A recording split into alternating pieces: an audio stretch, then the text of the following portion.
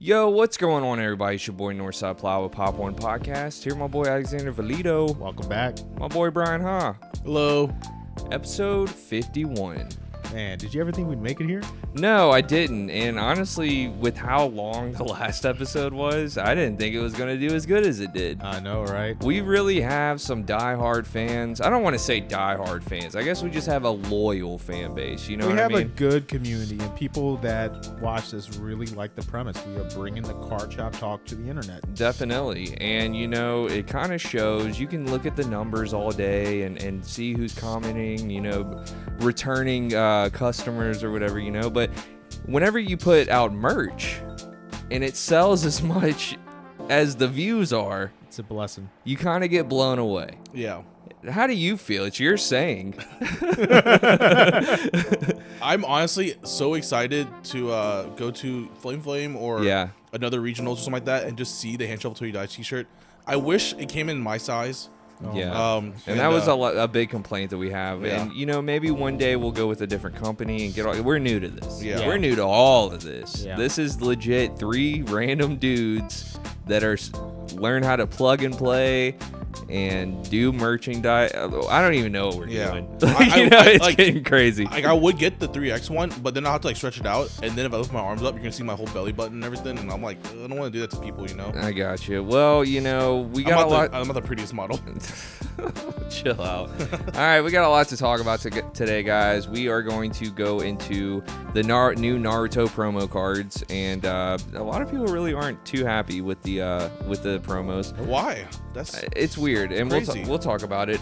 We also have the OP17 pre-release. We got a lot to talk about with that, with you know, the app situation. I know a lot of people are gonna know what I'm talking about. Not only that, we're having shops like just straight up tell people that if you don't play at this shop, you're not doing a pre-release with us. And I think that I'm kind of halfway on that. I'm a little halfway on that. Yeah, so we're gonna discuss that. Also, a plethora of more One Piece collabs that we're gonna go over, including SpongeBob SquarePants. Yo! Pretty crazy stuff today on Pop.1 Podcast. So welcome to episode 51. Let's get into it. Let's do it. All right.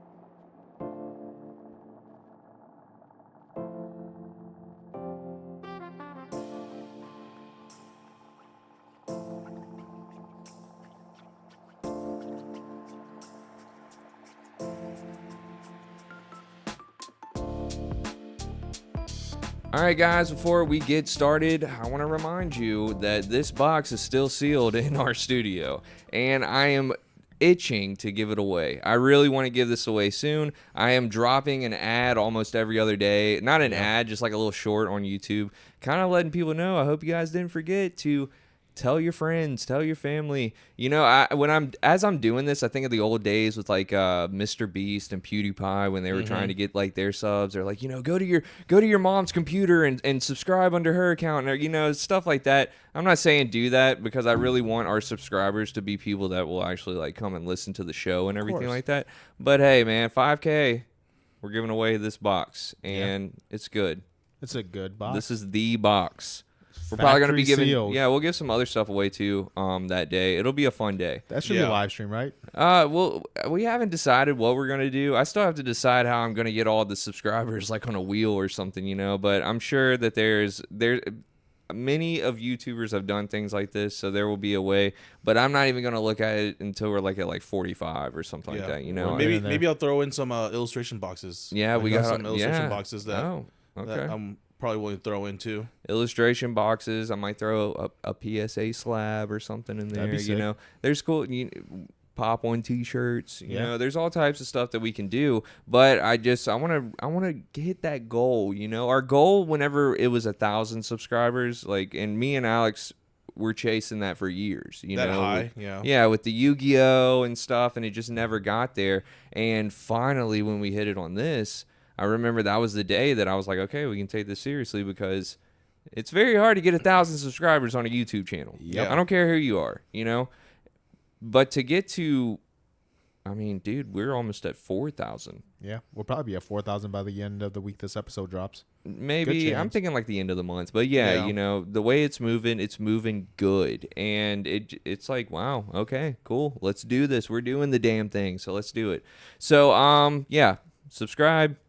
You could win a box. Bada bing, bada boom. You know, it's one of those things. That's our sellout session. Yes, for sure. And another thing that I have to announce is today, from when this episode drops, midnight tonight, the Hand Shuffle Till You Die t-shirts are coming off the website. No. I know. It feels weird taking them off, but I also, I kind of wanted to keep them on there, but I also feel like I'm scamming people because I did say it was a limited, you know, drop. It is.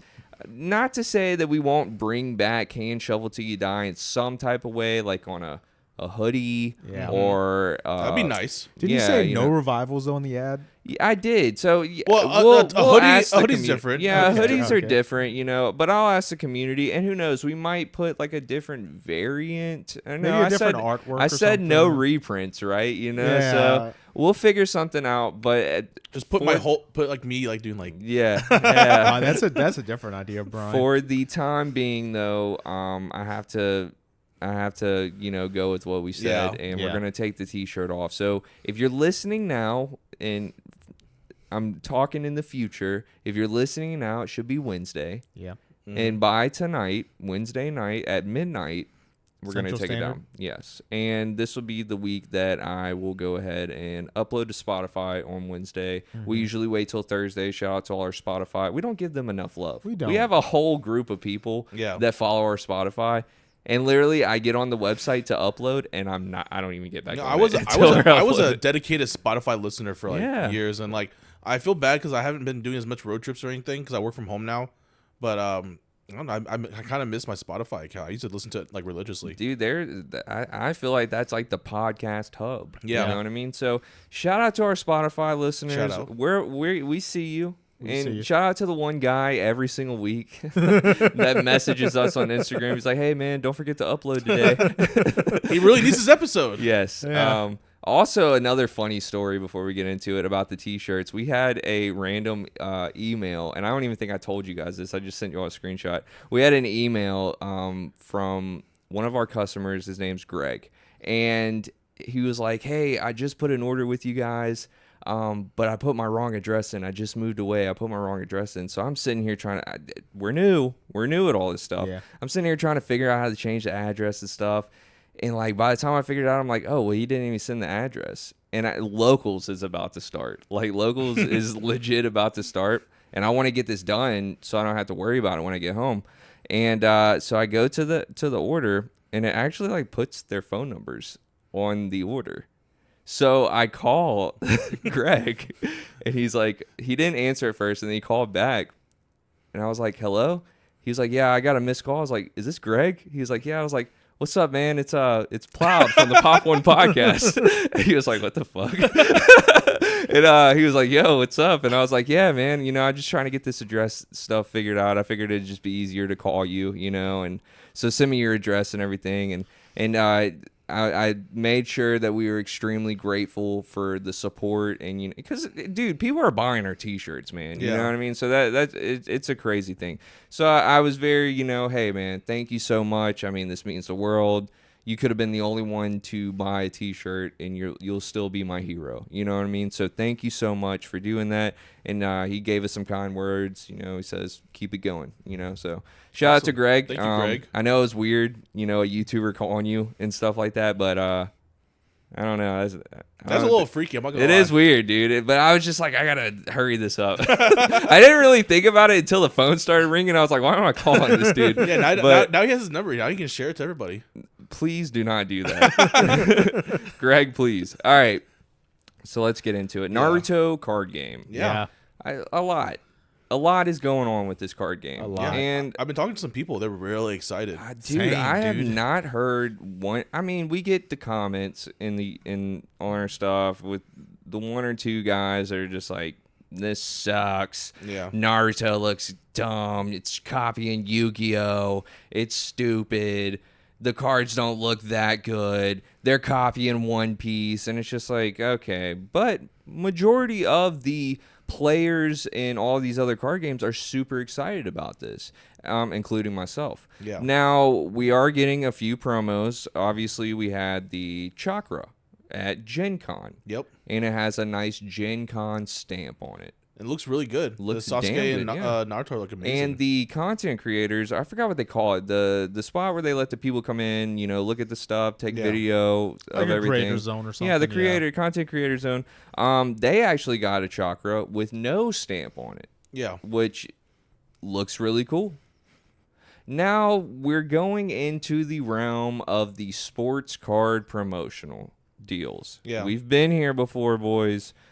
Twice with the LA Dodgers. Yep. The college basketball run. Was Yep. there any more sports things? Soccer, I believe. The soccer Yeah, with the Luffy. Yeah. All types of sports stuff, and I've always thought it was a great idea when it happened to fill up these stadiums and stuff like that. It's really good run for those college basketball deals. That was a really good thing. It was funny. I felt bad because it was their senior night when I went to go and watch, and it was their senior night, and they were like, "Oh, this is awesome, guys! Thanks for the support." Blah blah blah. And like, I don't think they realized that like majority of the people that were there were definitely for the One Piece for the thing. card. Yeah, I felt really bad, but it was still a really cool experience. I thoroughly love it. Well, and not only that, it brought somebody like you out Yeah. to see. You would have never gone to that ever. Yeah, and so, I actually learned something really cool. I didn't realize this, but men's college basketball, the time rule is different than like regular NBA and stuff. oh, really? and- So you and learned something out Yeah. there. So college basketball for men's is 2 halves, and or like just 1 half. I mean, and like really? so it's like a 24-minute game, halftime, 24-minute game. Other NBA games are 4 quarters. pretty big. Yeah. And the 4 quarters are like, I'm not sure how long, like what, 12 minutes, 15 minutes, something like that. Yeah. And then women's NBA and college are also just 4 quarters. Yeah. So I was like, oh, I didn't realize that. I already watched the whole game. I'm like, this is a long quarter, guys. Like 25 minutes is crazy. And then I realized that 25 minutes was just for the 1 half, and then they're doing another half. I guess they said that it's because they didn't want the basketball players to, I guess, like, iced, Okay. I guess, no, what was it, get cold, I guess? Yeah, I guess. Yeah, I don't know. I'm not. Hey, I don't. I'm not 100% sure, but it was a cool basketball thing. I was like, this is the neat. majority of sports that happened to me last year was following the One Piece promo cards. Yeah, I'm not a basketball player, or I never really played. I was never interested in basketball. I was a football player. Yeah. And like sports, like lifting weights, and like I guess like whenever the Olympics come around, yeah, stuff like that. Yeah, but like World never Cup maybe. World Cup. You might watch a World Cup or two. I might watch a game or two. Yeah, but I'm definitely not a basketball fan. So like that was very a cool little tidbit thing that I didn't realize. Well, hell yeah. Well, we have another one, and this is another Major League Baseball promotion. Yeah. It is the Naruto Chakra, the same one that we've been getting, but it has a New York Yankees stamp on it. And Do the Yankees really need the advertising though? No, But but the LA Dodgers need the the LA, advertising. That's fair. those are. I mean, aren't these like two of like the biggest teams in Yeah. Major League Baseball? Yankees like for sure. you Yeah. know the Yankees, Yeah. you know the Dodgers, you know. Well, then what better place to advertise? Yeah, I think it's fine. Now we have a lot of people that are like, oh, it's the same card, but they just put a different stamp on it, and it's like What is that voice? the trolls in our comments, Yeah, dude. a complainer. That's what it is. Yeah. They put the same stamp on it, and it's like, okay, dude. Yeah, chill. What are you expecting? Are you expecting like to get a Naruto leader, like hitting a baseball the or game's something? not even out yet. It's not out yet. We can't really Yeah. do a whole lot of fancy stuff. No, I think that as of now, It's cool. and you guys know I've turned my page on the One Piece promos. I just want the Don. I don't think that they should be giving us characters, leaders, or anything with these that are like the Dodgers Luffy or even the character and the soccer leader. They're all dumb expensive. Rightfully, they're dumb expensive, but it's just like we don't need to be bringing these headaches into this game. Yeah, for They're sure. going to. It's going to happen. 100%. But I prefer the leaders because you only need one. But yeah, there's no reason for them to be so stupid. Yeah. Priced. yeah, They're you know, they're gonna be. But I do, as a collector, I do respect these types of things. Yeah. You know, now for this, we talked about this last episode. Sometimes I might call it a Dawn. Sometimes I might call it something else. It's Chakra. This Chakra card is fine with this little, New York Yankees stamp on it. Yeah. The game is not out yet. We have a whole year before the game comes out yet. Get what you can get right now. Yeah. They're not going to, like I said, they're not going to give you a Naruto leader off the bat before the game even comes out. No. They're not going to give you anything that's quote-unquote playable in this card game besides the mana system before the game comes out. But they're also probably learning from One Piece. Now they're starting to give out the Dawn promo at these things, because when you do the leaders or the characters even, they just go crazy. Yeah, I think people were kind of expecting like a themed Dawn or a themed Chakra card, which is fair to expect. Like but at Naruto the end of and the a day, Yankees. yeah, it's like before the card game comes out, you want us to have like 10 super expensive, promos out that nobody's ever going to get their hands on. That is exactly what they want. I think so. And, there are some things with One Piece, like the super pre-release decks and stuff like that, that have the stamp that say that on there. But if you look at One Piece, OP1, and even the super pre-release, One Piece was really nothing to really talk about. Yeah. Nothing was crazy. There was no super special, insane alt arts. There was a few in the main set, but majority of the commons, uncommons, and even the SRs were just kind of Yeah. They were cool looking cards, and the game was just kind of when it came out, but it had to build up. People are thinking that Naruto is supposed to be like OP10, No, like even OP17. You'll be ahead They're of thinking as soon as it comes out, it's just going to be the dopest thing. The game's not going to be as flashy and super glowy gold as One Piece is right now. Yeah, No, but we're gonna have vanillas in the beginning, like per usual. But it's definitely going to be more further ahead than what Gundam probably was on GDO1, what One Piece was at OPO1. It's going to be farther ahead than those games. It's going to be, better than what those games at first. But no, it's not going to be as developed as it's going to become within the first year. Well, the thing about this game is I feel like they've been working on it for a long time. Yeah. And I feel like they're ready for the storm. After what we've been going through with One Piece, for years now, it's been hectic at these events. It's been hectic getting product. It's been hectic doing all this stuff. And now it's like, okay, you guys know the possibilities of what can go right and what can go wrong with the card game. Yeah. Mm-hmm. We can tell that you've been working on this specific card game for a long time. Yeah. Are you guys prepared for the storm?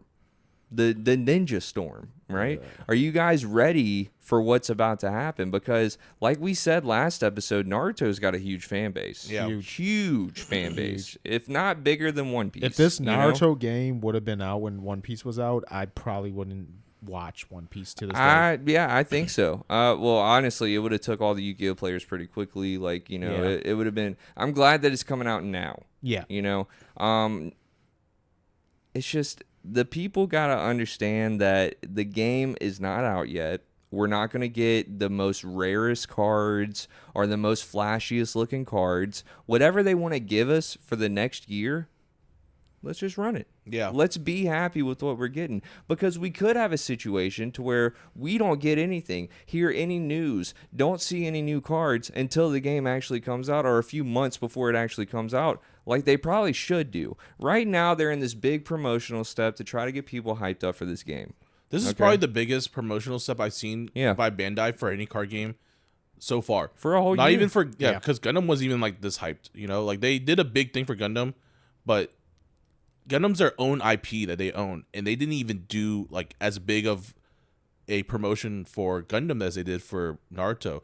So I really think that they're putting a lot of eggs in this basket, and they're going to really hope that Naruto's going to go off as much as they predicted, They know it's going to go Yeah. off. You know what I mean? They know. We know. The whole world knows. And we had a comment today. It was like, I think this game is just going to pop off because of the stupid, enormous amount of Naruto fans that there are. And of course. Yeah. Yeah. All the scalpers are ready.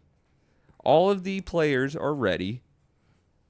It's going to be a good show. It's going to be a good run. Like out the gate, it's going to be very lucrative. Yeah. Like just off the gate. Yeah, all those scalpers are going to Naruto run to the local Targets and Walmarts to buy it all up. For they sure. really are. Wait till we start seeing headbands on Target lines. Oh dude, my God. But the thing with Naruto is if you show me a scalper that's looking to scalp Naruto, I almost believe that they are Naruto fans because that's how popular that was in the West. Dude, I'm just saying, I'm ready to wear my Pop.1 hoodie with the Chakra or the Naruto vest, Jonin vest, or Jonin vest.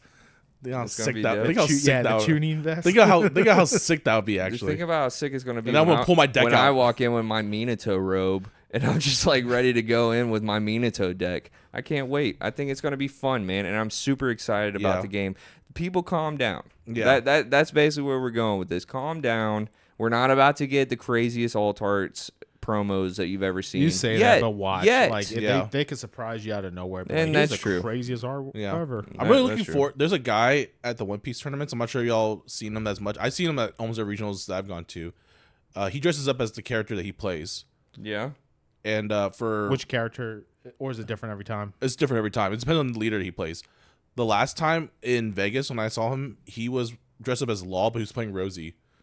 And I know what you're talking about. I remember. Yeah. And I wonder if he's a Naruto fan because it would be sick if he just comes in cosplaying as Minato or Naruto or something like that, just playing a Naruto deck. It'd be super awesome, actually. I feel like Naruto is going to be a lot easier to cosplay rather than One Piece for sure. Why you say that? Because for the most part, like my favorite character is Shikamaru, right? So all I got to really do is wear a tuning vest and like his basic t-shirt. It's not as hard.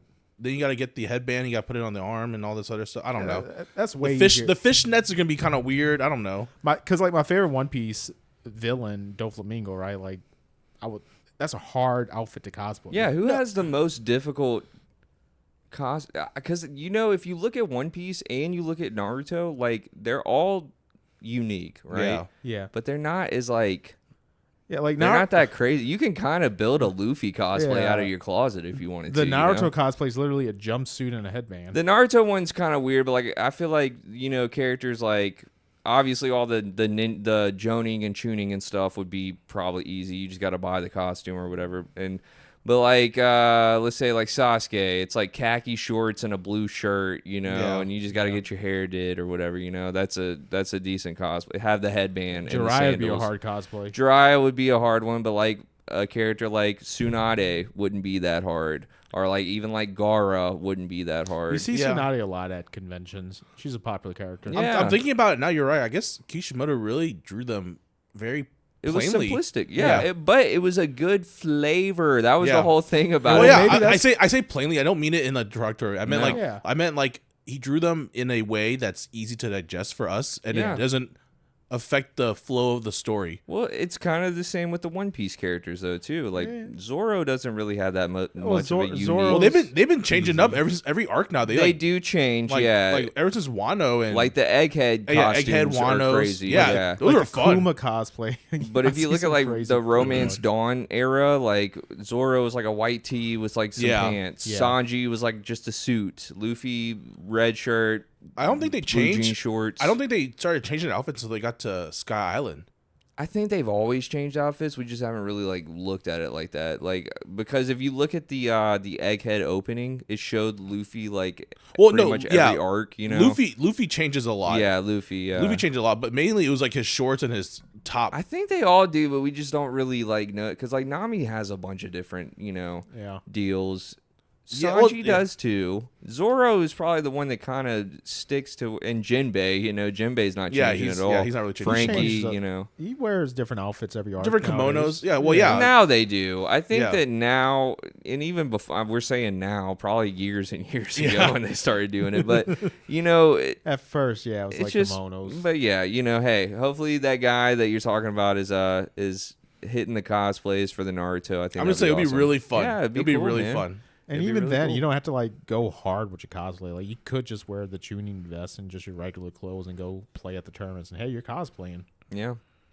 Well, I know there's going to be a few people not cosplaying at these pre-releases. Yeah. These OP17 pre-releases. What a crazy situation from start to finish. So let me tell you my story. Go ahead. We have people. Our Discord. They're locked in, they're locked in, ready to go. And we get a ping saying, hey guys, the pre-releases for our local shops are up. And the signups, and there's times where we've had like people we don't know show up, and you know, some of our locals has to miss out because it got filled up by neighboring states and stuff like that, you know. So it's just known to hurry up and get your spot. Yeah. Even though our pre-release isn't even like filled up yet, which I don't even know if I should have said that. But anyways, well, ours isn't filled up because it's like it's 64 man. It's like a lot. I know, it's weird. Yeah, but like he has like 30 some people already signed up though. So will he even have enough product?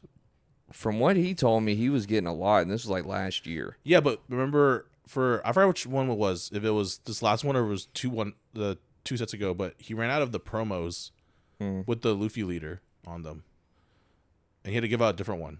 Yeah, I remember. They didn't send him enough. Yeah. And that's more of a distro thing. I don't even think that's Bandai or I really don't know. Whatever. Yeah, I really don't know. know. It's the distros. And it gets weird because we hear different stories all the time from all these shops. We don't own shops. We don't know whatever. Yeah. But, you know, so it's like we need to hurry up and get into these things. We need to just go ahead and secure our spot. So for the 2 shops down here, I was like, let's go. Let's get it.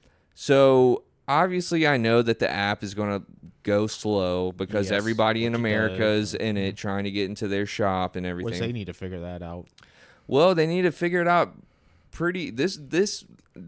Usually, I have really nice things to say about the app. You know, every time that I've gone to a regional or any big event, even Bandai Card Fest, that app is actually really good. Yeah. And it does help out a lot with the traffic and make sure you get your deck list submitted, all types of stuff. It's a good app.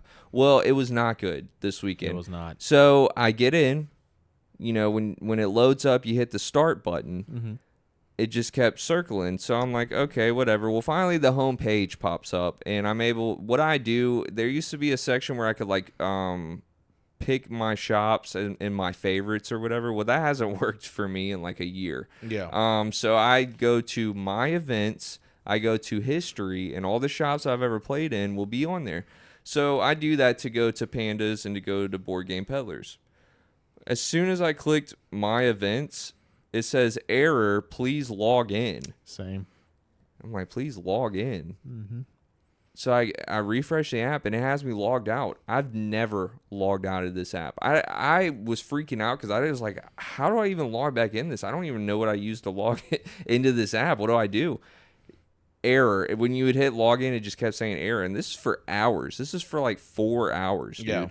And so I'm freaking out. We got people in the Discord saying that they're still in and they've already got to apply to these shops and everything. So I'm like, is it on my end? I'm hitting Panda up and BGP. I'm like, hey, can you guys like, I don't know, manually put people in so it doesn't get like flooded with people we don't know? Like, because we're obviously getting the Lego Luffy. Yeah. And this is the Scalper's hot ticket item right now. They all want this card. And you just get it from being there. Yeah. Not the winter one. Everybody wants that one. Everybody wants the winners. But the promo that you get, and not only that, you're getting the connecting Dawn. The first 2, yeah. The the Zoro first and 2. The Luffy. Dude, this is a lot for a pre-release. And then a Rainbow Luffy leader still? And a Rainbow Luffy leader, probably with the 4th anniversary stamp on it. A lot promo, of huh? the Don't promos those are usually Lego come like Luffy. promo? I The think promos those are are Lego the Luffy. promos. Yeah. The promos is Lego Luffy. And event packs. You get the new event packs that have the Yonkos that we already that's why you had. could buy a box like a dash pack. And 5. Oh, you're right. Yeah. And 5 to 6 OP17 packs. Yeah, and you get OP17 packs, which could include that beautiful Rocks Dawn, that beautiful Rocks alt art, super mega alt art. Speaking and of which, the Luffy. did you see the double pack Rocks Dawn for that one? No. It was crazy good. I can't wait for the rock sleeves with the compass to go with the Rocks Dawn. It's gonna be absolutely. gorgeous. They're doing sleeves. Yeah, they revealed the new sleeves for. I haven't seen those. Oh yeah, check them out. they have a compass one, which is my favorite one to collect. I collect the compass sleeves. And, Josh is on that too. Yeah, and the one they have for Rocks is his blue. It's blue. It's like his blue color. Like I guess the streak in his hair, and it has like the crackling of his hockey. Very cool. Very, very, very cool. Yeah, it sounds cool. You gotta love that hockey. It's the first type of Dawn that has that because all the compass ones are just different colors and stuff. But like, I don't know. I'm a big compass that's sleeve dope. fan. Yeah, that's dope. But yeah, no. Go continue your story. I'm sorry, I didn't mean to interrupt. I just wanted to shout out real quick. Well, what had happened with the app, I was off of it for hours, and I was at work, so I was in front of a computer, and I was like, you know what? Let me try to log in on the computer. It wasn't working. Well, we got a ping on the Discord saying, hey, I was able to get in. So I tried it on my phone. Still wasn't able to work. Still getting error, but I went on the computer, and I was able to log in. It was actually my Google account. Thank God that it wasn't something dumb to where I had to sit there and figure out how to log back into this thing. I just want to say for me, it's my Apple account. So it's my phone or bust. Oh, really? Yeah. That sucks. Gotta get a MacBook, brother. Yeah. So I got in. I quickly got into the events. I let everybody in Discord know, maybe try a computer. It might work. And I think eventually everything started, booting back up and getting ready for, the thing. But the main thing that happened with this was there was a big regional this weekend in OKC in Oklahoma. And that app shutting down like that messed a lot of things up. I'm actually in the OPTCG Discord. They had to basically create a whole new event. Everybody had to resubmit deck list. This is not only for the regional, but is also for the Treasure Cup. Yeah, well, this is only the registration day, so yes. Yeah, I totally get how that could totally affect that. Oh yeah, if you're traveling and you can't even get into the app, then that's the heart and soul of this event. I mean, imagine if they're like, oh, we got to do it, old school way. Here's your paper slips and everything like that. Like, imagine like that would be terrible, man. And these tournaments tend to go pretty quick. If this app wasn't running properly, I mean, you guys know about Yu-Gi-Oh, right? You guys know how late those can end up being. And brother, 1 o'clock in the morning. That's the last thing you want for one of these One Piece events. So luckily, it seems like everything went well. Shout out to Bryan Ty. He ended up going X3, 74th place. 74th place. He was one off to getting top 32. Lost to Mihawk. A Mihawk. But he still got some really good promos. I mean, he got the Elbaf Luffy Don. He got a couple alt-arts that were out there. Just the new event pack, the new regional pack, and the sleeves, Yeah, so, I mean, he got some stuff. He did good. Yeah, going X3 in a big One Piece event. He played Nami. He played Nami in a not good Nami format, too. Yeah. Oh, okay. Yeah.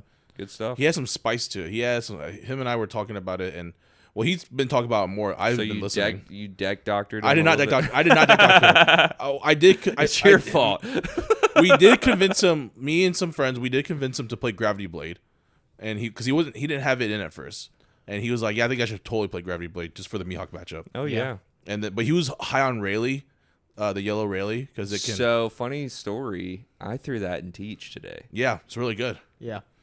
That card is really good. It's Bananas' format. Because I always thought it was a good card, and then I read the trigger. I was like, this has a trigger on it? Yeah. I can use this. And then not only that, the trigger just says activate this effect. So if your opponent has 3 or less life, what is it? It kills a 7? 7,000 power, yeah. So that's like for Mihawk, that's their new Mihawk 6 costs. Mm-hmm. Or any of their new bodies. Yeah, you can get rid of the Odin, you can get rid of the Mihawk, you can get rid of the and blocker law. I believe it pops up base 7k too. So like the Reiju in Panel, in Purple Panel, it will KO that Reiju. It's a good card. It's a good card, yeah. Yeah, it's a good card. So I threw that in to Teach. But yeah, the app, I do want to praise the app for when it works, but there's something that needs to be done. We don't need to be in a situation like that again. That was bad. That was really bad. But I feel like that was mostly the scalpers. It definitely was. There was a guy in our Discord that was like, he was giving off scalper vibes, and he was like, "What website are y'all talking about? What are y'all talking about? Yeah. How do I get in? How do I do this?"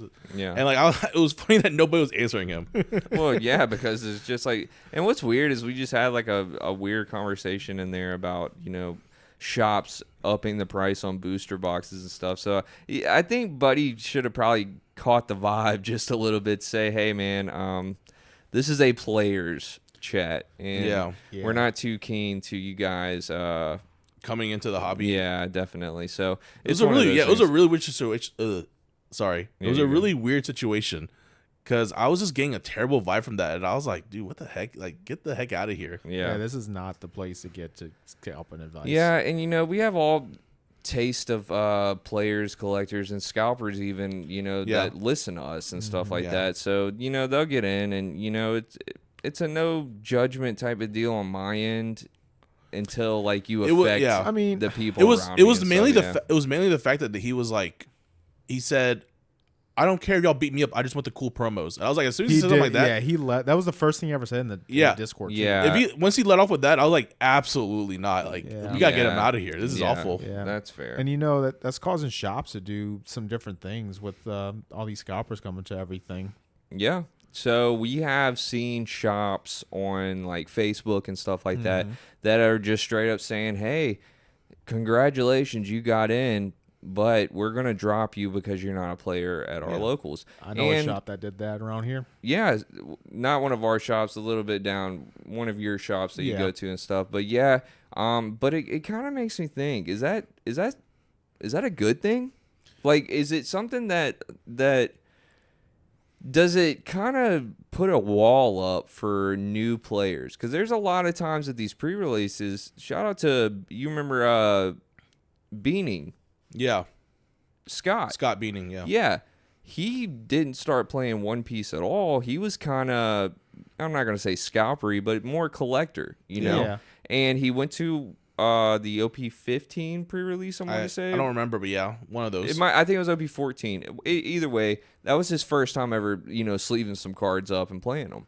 And he came to locals every week after that and actually became a good friend to us and everything and a big supporter of us. And he, even when he left, he was military, he got sent somewhere else, and he made a big post saying, "Thank you guys for teaching me how to play this game. I never played a card game before I met you guys. You guys were welcoming. You guys taught me how to play the game, and I'm going to continue to play this game. I can't stop. I'm addicted to it," basically, and it's one of those things that it's like, are these shops that are doing this, I get that they're helping their local scene, and if their local scene is already big enough to fill out these tournaments, that's a fair point. Yeah. But if you're just like, I think this guy's a scalper, let's get him out of here. Is it fair? Didn't you have a story like that? Yeah, I did. I was trying to get into the Gundam card game, and I was trying to enter as many starter deck tournaments. And this was not the first 4 starter decks. This was like, I think starter deck the purple 5, one, 5 and 6. And I really wanted, because I was gonna play Blurple, and I needed some of the cards in that starter deck. I signed up for a one in Slidell. Yeah. And I'm not gonna name drop them or anything. I tried signing up for them, and I was successful. Mm-hmm. And then a couple of days later, I checked my app, and it tells me that I'm pending, or something like that. It's like either pending or something like that. And I'm like, I literally saw successful on it just a couple of days ago. Yeah. And then the day of, I checked the app, and it says like, I was off, and I was like, or taken off or something like that. I'm not sure the exact verbiage on the app. I didn't just screenshot. I should have screenshot it. I thought it was a weird thing, but it was definitely a weird thing. Then I heard from other players locally, like not locally, but like I went to Nerd Nest for a different Gundam event, and I heard that people were talking about that, and they were saying the same thing. And I was like, oh, so it wasn't just me. It was a lot of people at this one particular shop. Yeah. And I signed up for 2 of their events. It was a Starter Deck tournament for Starter Deck 5 and Starter Deck 6, and then I signed up for a pre-release that I got kicked out of. And I was like, this is so strange. Yeah. And I know Gundam was at that time, very scalpy. Like, yeah. So like I understand where they're coming from, but like it was kind of crazy to me. I'm like, so like if you're a new player, then there's no opportunity for you to ever get product or play or anything. It's like it's a wall. Is the opportunity just start going to locals? Is that where we have to? Which would be the answer. But with what cards? Yeah, and then I mean, if a pre-release is the only way to get the cards, Yeah, I understand. I just mean like, in the sense of if I go to the tournament and let's say I'm brand spanking new, I bought a couple of packs, maybe I bought 1 starter deck. Mm-hmm. Do I have to sit there and get humiliated over and over again before they call me a local?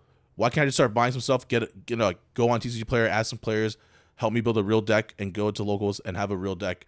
It took me a while to play One Piece because I only bought 1 Uta starter deck, and then Peter told me, hey, you need a second one because you need some more of the SRs in the starter deck. And then he was like, hey, you also need like Captain Kids and this other 2K counter, possibly the EZO 2K counter. Which, to be fair, One Piece doesn't do a lot of stuff like they used to back in like the Uta stuff and all that stuff. I'm going to tell you what. This is, let's say, Ploud's advice. We're going to do a little section right here. To get into your local scene, especially for the One Piece card game, because now we're in situations like this. So if you don't want to be booted, this is what you should do. First of all, you need to get on YouTube, Limitless TCG. There's all types of websites to figure out what type of Eggman events, stuff like that, to figure out what type of deck you want to play. Let's learn the card game first. Let's go ahead and get involved. Second, let's go ahead and download the One Piece card game simulator. Let's run those decks, and let's go ahead and get the fundamentals of how to play the game down pat. That way, you're already understanding how to play the game. It's not the same as playing in person. There is etiquette that you're not going to learn on the sim. Now, once you've learned your deck and you want to move forward with that, let's go to a website like TCG Player, or let's try to get involved with our local community and see if anybody has cards that they're willing to sell you, or blah, blah, blah. Let's get a deck going. Let's get all this going. And that way you're ready to go. Go participate in a few locals. Most shops nowadays are taking note of who's playing in these locals because they have to. Yes. You know, both of our shops are keeping a list of who's showing up every single week. Yes. And whenever product comes in, those are the people that it's available to first. Sean held me 2 Zoro decks and 2 Luffy decks because I am a consistent local. And the same with Board Game Peddlers. They said, hey, we have a reprint of EB, is it 3? 3. We have a reprint of EB03. If you guys have been playing here, you've been coming to locals every week, we'll sell it to you at close to MSRP. It was a little bit. It was a little bit more, higher. yeah. It was reasonable. But they do this thing where every $100 you spend, you get $10 off your next purchase order. So if you buy like 2 boxes, in the past, like how I did, I bought 2 boxes for near MSRP. It was like 130 or something like that.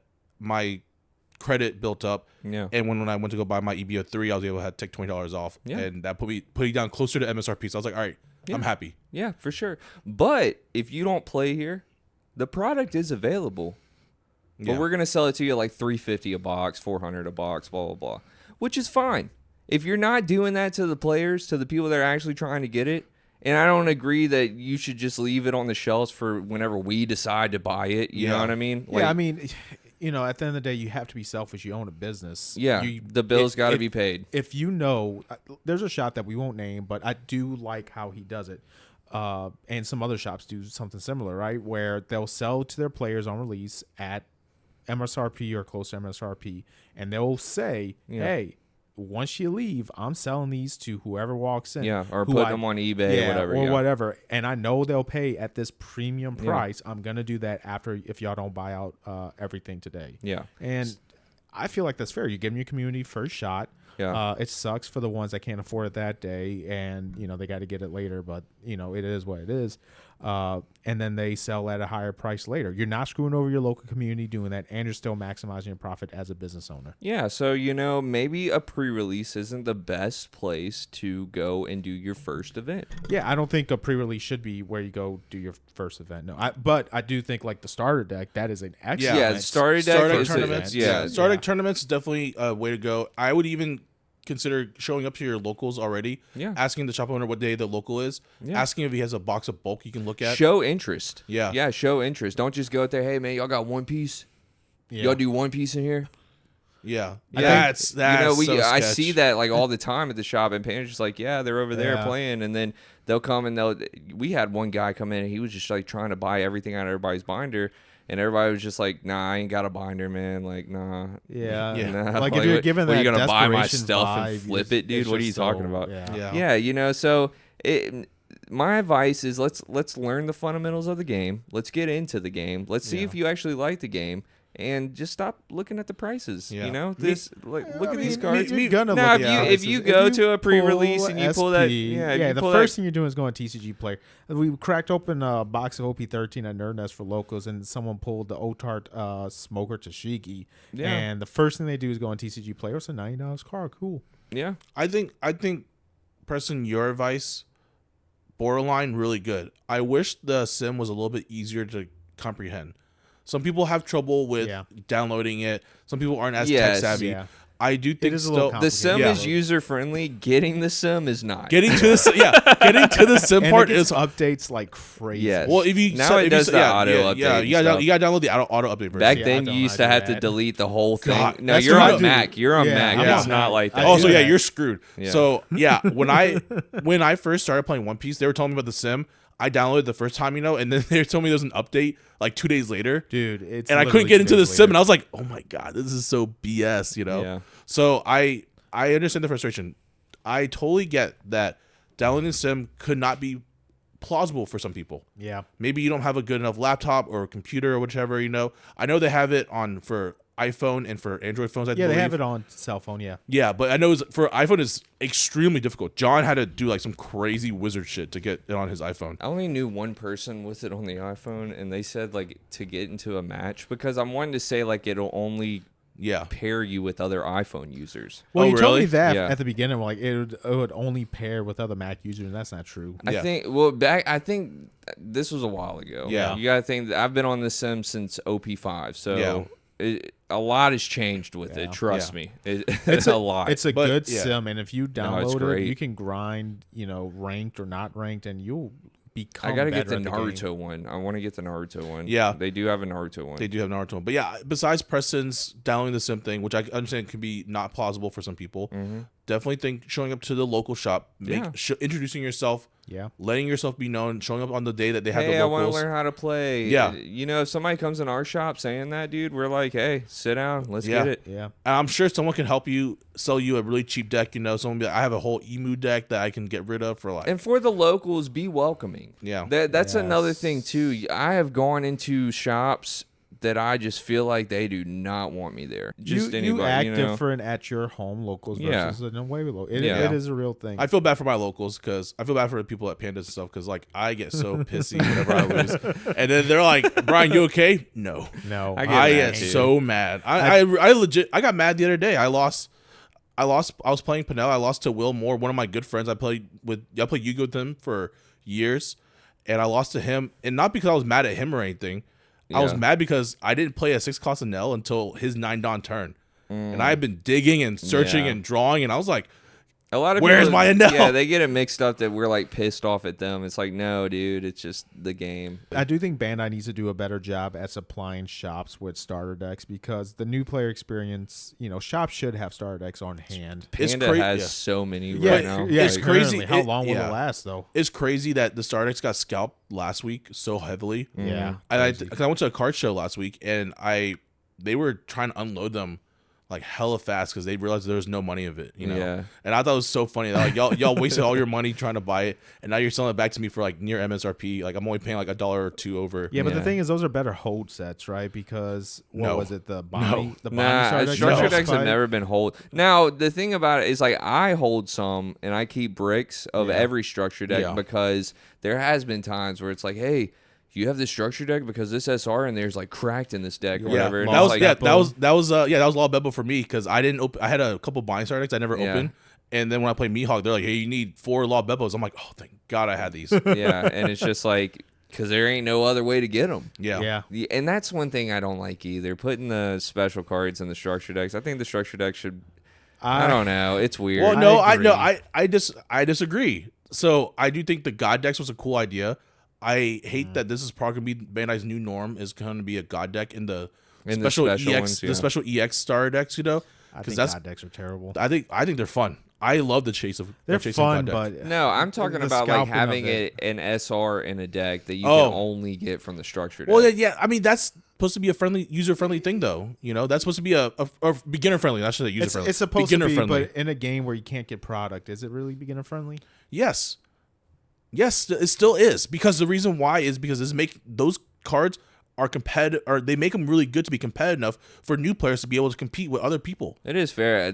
Playing in the structure deck tournament this time was like, it was pretty cutthroat, dude. It was a pretty it wasn't like your normal structure deck event where it's just like, oh, we got a bunch of vanillas and stuff. Like they stacked these structure decks. Yeah, like for Zoro to have all of that stuff, bro. I was like, complete deck. Yeah, bro. You got the Tashigis, you got the restand events, you got all that stuff. Hiyori, yeah. And then the pack had the DMG. If you get lucky, you get the DMG. That's so. I heard at another locals, instead of doing, instead of doing pick your own starter deck, they made you sit down and then they raffled, like not raffled, but they passed out starter decks. I heard that too. That's such a horrible way to do it. You think so? I think that's more fair. I actually Is it think more that fair? it sounds more fun. Like, Yeah. I'm not a purple player. I would do so bad if I had a purple starter deck. And with this one, it would be kind of weird. Maybe the past ones would have been a little bit more fun Maybe. because this one there was obviously two goats in the room, which Yeah. would be the red and the green deck. Yeah. But the purple had a big mom. The purple Dude, one had the big red was dominating, bro. And like to be honest, like both of my first, because I went X2 drop, I picked Zoro because I know I played the deck, I know the deck or whatever, and it was like down. So my first opponent, shout out Kevin. Wait, was it Kevin? Yeah, shout out Kevin. His last life was like that 0 cost event. dangerous kick course. Yeah, and what does it do? Like give something Minus like 3,000 Yeah, power. so it was my last swing, and like he did that. He was like, "Oh shit, oh here you go," and I was like, "Fuck you, man." I will admit I underestimated the red one for sure. Yeah, no, and then my second one, I went against red again, and I was off by 1K counter, and I was like, "Let's go, this is awesome."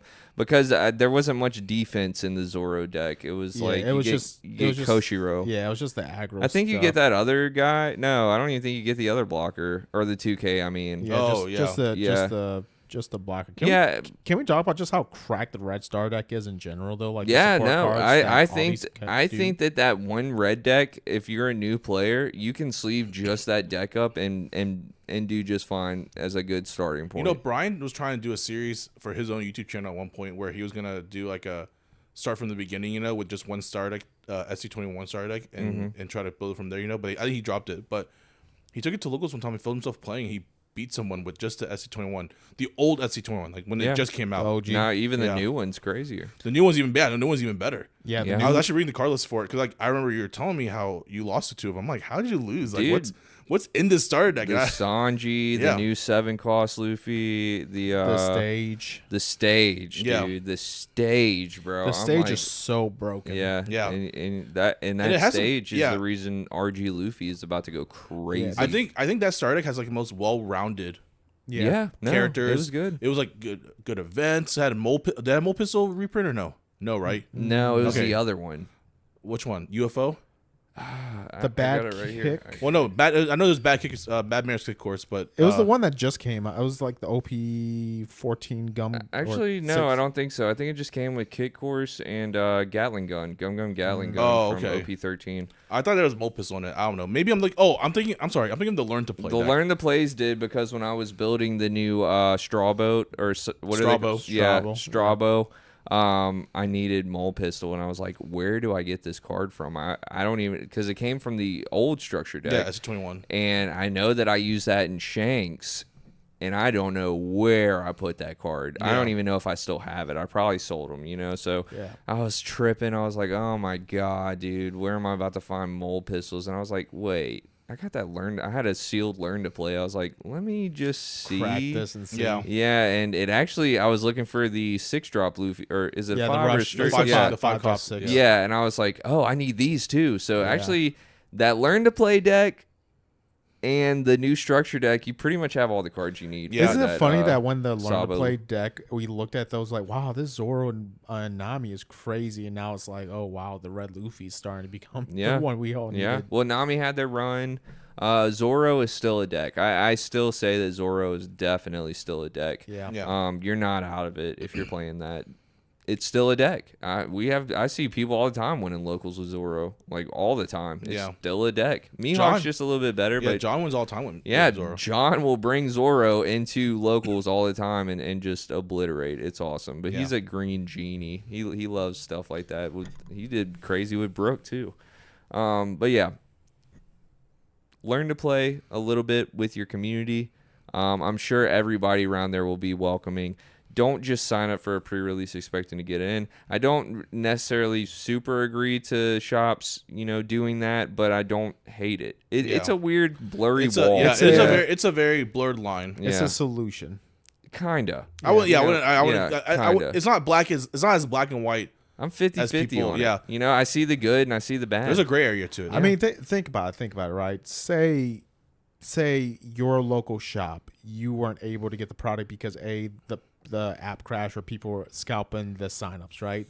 How would you feel as a consistent local player, someone who spent thousands and thousands of dollars towards a shot that you go to every week? Would you not feel betrayed if you found out that this random Joe Blow off the street who just wanted to get the promo got in and got the promo over you? That's how I feel with the Flame Fruit right now. So, I mean, yeah, but now imagine that at a local level, right? No. Because at a local level, even though I believe it goes against the TOs, correct me in the comments if I'm wrong, but shops aren't supposed to do this, but at the same time, shops have to support their local players. If shops aren't supposed to do this, why do they have the ability to do it in the app then, or however they do it? That's a great point. So I need to know if this is allowed or not allowed. OP17 is going to be a movie. It's going to be something crazy. It's going to be something that we're going to see the revival. I mean, we're already seeing the Scalper stuff go on, but the revival of it going to the max, we're about to see it again. Are we, though? Because I feel like the Shanks and the Shanks deck is kind of sort of not underwhelming, but Mihawk is just so good. And then I want to say the same thing about the Newgate, because you can play Newgate or you can just play the Red Ace. Yeah. And I've been seeing a lot of people talk. I'm looking at tier list. I am seeing Shanks at like the top still. But it's not the top. Yeah, it's not the top. It's like right below it. Yeah, you got Shanks decks is definitely not living up to the expectations. I think Red Green Luffy's going to be best deck. Really? Yeah, I think it's really good. I think people are sleeping on the Black Elbaf deck. I'm seeing tier lists where that's actually like top 5 right now. I'm seeing a few of those. Like, it looks really good. You know what's really funny? I think Pinel is still really good. Me too. I actually think that Pinel is going to survive another run. I think Nami's still not out of it. I think Nami's still going to be around. I disagree. I will say I disagree with that point, because one of Nami's like worst. The reason why Nami struggles sometimes in some formats is because if there's a deck that can put out a bunch of big bodies that Nami can't handle, then Nami will fold. Yeah. And this is the worst storm for Nami, because these are all monocolor leaders with 5 life. Yeah. So they have 5 life, which is already more life than Nami's used to, because like in the meta, whereas 4 life leaders is harder. It's like, a little bit harder for Nami. But these characters that are coming out, like when Pinel can beat Nami whenever they put out 2 of their big NLs, these decks are going to be putting out big bodies. And so Kaido will be putting out big when bodies. I say I don't think she's out of it, I'm not saying that she's best deck. I think that this is going to be the complete opposite of OP13, the last anniversary set, to where you could just play 1 or 2 decks, and it was a format like that. Red, Blue, Ace, you had Emu, and there was like, not Mihawk, Emu, Zoro, and Zoro was still around. So it was kind of like a triangle meta. Yeah. And like you said back then, that you liked playing one deck. You had the time to focus on one deck and all this shit, blah, blah, blah. I think we're about to go into a super jungle format. I think that especially the first 3 weeks of this. Now, mind you, worldwide release, guys. We don't know what's going to... A lot of testing's going on, but until we see actual real data from actual competition, we're not going to know anything. Yeah, I still think Rox is going to be like a really good It's going to be really good. But people have pointed out how it's a slash leader, and Mihawk is just eating it up. Mihawk's living his best life right now. I think there might come a day... I don't think they'll ban Mihawk, but I bet you the day that rotation happens for Mihawk leader to get rotated out, people are going to be like, bless the Lord, and Ben I would never make a leader that does that weird effect to counter another not archetype, a tribute ever again. Well, it's all these cards are lore accurate too. They are you lore, know what I mean? So it's like one of those things that I like, that they incorporate these busted effects to the correct characters. Yeah, you know. And I mean, Shanks does have Rockstar to combat it. It does, and but it's not the only thing that can combat. But yeah, I just think that it's just very. This is not underwhelming. OP17 is not underwhelming in my sense, but like I said, with the green aspect, Shanks is really good, but Mihawk is just a little bit better possibly, and can probably utilize the 10 cost Shanks a lot better. Ace can utilize the 10 drop Newgate a lot better than the Newgate deck itself, and then the Newgate deck itself, while it seems very powerful on paper, a lot of his stuff is leader locked, a lot of his stuff is not really like living up to the hype. And the leader effect is only just a once per turn to rad beam somebody, That's I'm not saying that's very bad, but compared to what the other leaders are doing and compared to what everyone else is doing, that's once per turn rad beam effect isn't that great. Yeah. I agree. And I think that all these cards were built for Red Ace. Yeah. I think Red Ace is going to be a problem. That is a good leader. It is. And I think that we will have Newgate players. We got Newgate fans, man. You know, like there's people that Edward Newgate is their favorite character, so they're going to run the deck. Now, an extra grand battle with the old Newgate, though. Yeah. And the new support would be crazy, actually. Yes. I think that would be actually really nuts. And I'm excited to see these. Yeah. I'm excited to see a lot of that stuff. So, and then, we do have the extra large, extra grand battle for Flame Fruit. Yeah. So, really looking forward to seeing what is cooked there. Because I was telling somebody in another group, I was like, I think the old mono red Newgate with this new support would be a lot better than people expect. Maybe we can get a grand battle deck doctor going one day, and maybe get something like that going. But OP17 is going to be wild. Oh, and the Panda Man stuff. we're looking at that, and these aren't. I think it's cool. I don't get me wrong. I think it's really cool that you can lore accurate. Yeah, lore accurate. You just have the Panda Man, show up in your deck out of nowhere. Do you know about Panda Man, Alex? Yes, I do know about the Panda Man. Does he show up in the anime as much as he does in the manga? He shows up in every episode in some way, shape, or form. Oh, so it's not like the manga. Is it every episode? I don't know if it's every episode, but he shows up if he shows up in every episode, I mean, I know that he has a clothing brand. He has a clothing brand in the manga / anime, I guess. But in the manga, he only shows up ever so whenever Oda feels like just drawing him in. Yeah. So fact check that. If they're putting Panda Man in every episode in One Piece, I'm bummed out. Actually, that's not as fun. He's in there a good bit. I'm wanting to say that. He is in there a good bit. I don't want to get roasted. For, no, is he in there? Is he in there a good? Is like Panda Man in there a good bit, or is it his clothing brand on top of him? Because like I said, he does have a clothing brand that's very popular in the lore wise. They showed him in the live action, didn't they? I'm wanting to I haven't watched season 2. I'm not gonna lie, I haven't watched season 2 yet. Okay, it is not every episode. Roughly in 100+ anime episodes and over 250 manga chapters. That's according to It's really not a lot then. Yeah, it's not a lot. I know I've seen him. He shows up though. a lot. Like he was in and he wears different outfits, of course. But yeah, he's a clothing brand. Yeah. Yeah, but the Panda Man alt arts for this, they're saying that it's going to be 1 per box. But I'm also reading things where it's like they are in addition to your usual hits. Yeah. So I don't think that it takes a slot. I'm not 100% on it yet, and I'm sure that somebody out there knows, and they're gonna be like, "You're an idiot. It says it right here, you dummy. You didn't read this." But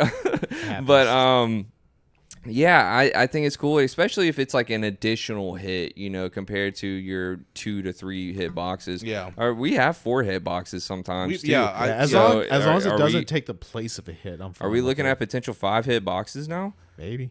Well, the 4 hit box was only for the EB set, I believe. Could you Remember guys, when I thought that with the OP13, it was like if you could get treasure rare, alt art, secret rare, and manga. Oh, was it? And I think so, man. I don't know. Yeah. Another comment saying that this dumbass doesn't know what he's talking about. Yeah, I don't know. You know what's interesting though about this OP17? They haven't revealed if there's gonna be like a god pack. Yeah. What if they did a panda pack? Ooh. Actually, that'd be actually really sick. Actually, yeah, I'd be hype as hell. And what if they did a panda pack and you get that's one the only way leaders, to get the hollows of the panda. or no, they're confirmed that would be cool. Uncommon. But imagine they make one of the leaders. It's like a manga head, like the same manga head, but it's like panda.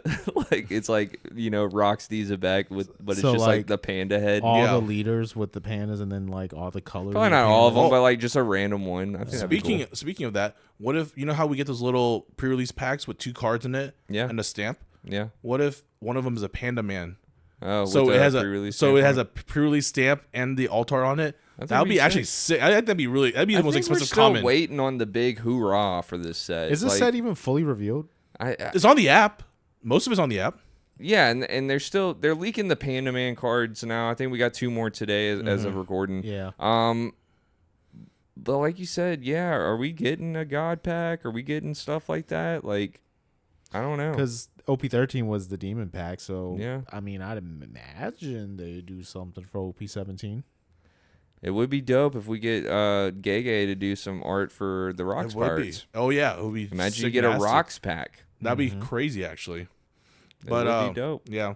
Also, another thing that we were going to talk about was the collab with SpongeBob SquarePants. So, not only SpongeBob SquarePants, but we'll go into the shoe collab first. Yeah. You know, Nike has officially announced like a leak of a poneglyph for their collab for the One Piece. Yeah. And I'm wanting to say that Nike's never done one with One Piece. You know, you have Crocs, you got Pumas, you got Vans, you got Converse, which I think you were telling me Nike actually bought out. Yeah, Nike bought out Chuck Taylor. So we're getting new Nike collab, Air Max, Devil Fruit shoes.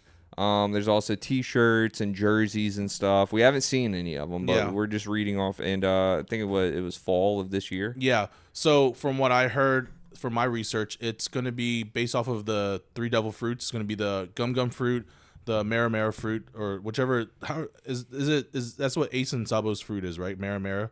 Flame. I don't know. It's basically the ones that we had the little devil fruit collection. Remember that? Yeah. It's those 3 fruits. So OP. Yeah. So we're getting OP, Mara, and gum. Okay. And those are going to be the colorways for the Air Max Pluses. And which I'm not a big fan of the Air Max Plus design. I'm not. Like, please do not put a card with these shoes. They should. They should. They totally should, actually. It would be sick nasty if they did, actually. They're already going to be, you know, you remember Yu-Gi-Oh! Did that with the Dark Magician. Yeah. They did. And the Red Eyes. When they did the Joey Wheeler's Air Max. Yeah. And with the Red Eyes. Yeah, I was trying to pay $100 for that card. Why would you do that? That's so silly. At the time. I think I had the Adidas card at one time. That was Adidas that did the Dark Magician one. I had it at one time, but I don't know what I'd ever do with it. But I'm really excited for this one. This one's really cool because they also have a capsule collection with T-shirts, like you said, and a jersey, you know. So, like, it's going to be a pretty sick collection. If every item came with a promo card, oh, my God. I'll buy everything. R.I.P. to them Nike stores, man. I know they're used to it. They're used to the drops. Sneakerheads, this is their game. Yeah. You know what I mean? Sneakerheads have calmed down, though, because they've gone to cards, huh? Well, shoes really aren't like. I was on Marketplace today just looking, and like people were selling, you know, like the crazy with the tags, off-white stuff and all that stuff. Yeah. R.I.P. Virgil Abloh. They used to be like dumb money, and now it's just like they're expensive. Don't get me wrong. There's a lot of fakes out there too, you know. That too, you know. So you never know. You just never know what you're doing. Yeah.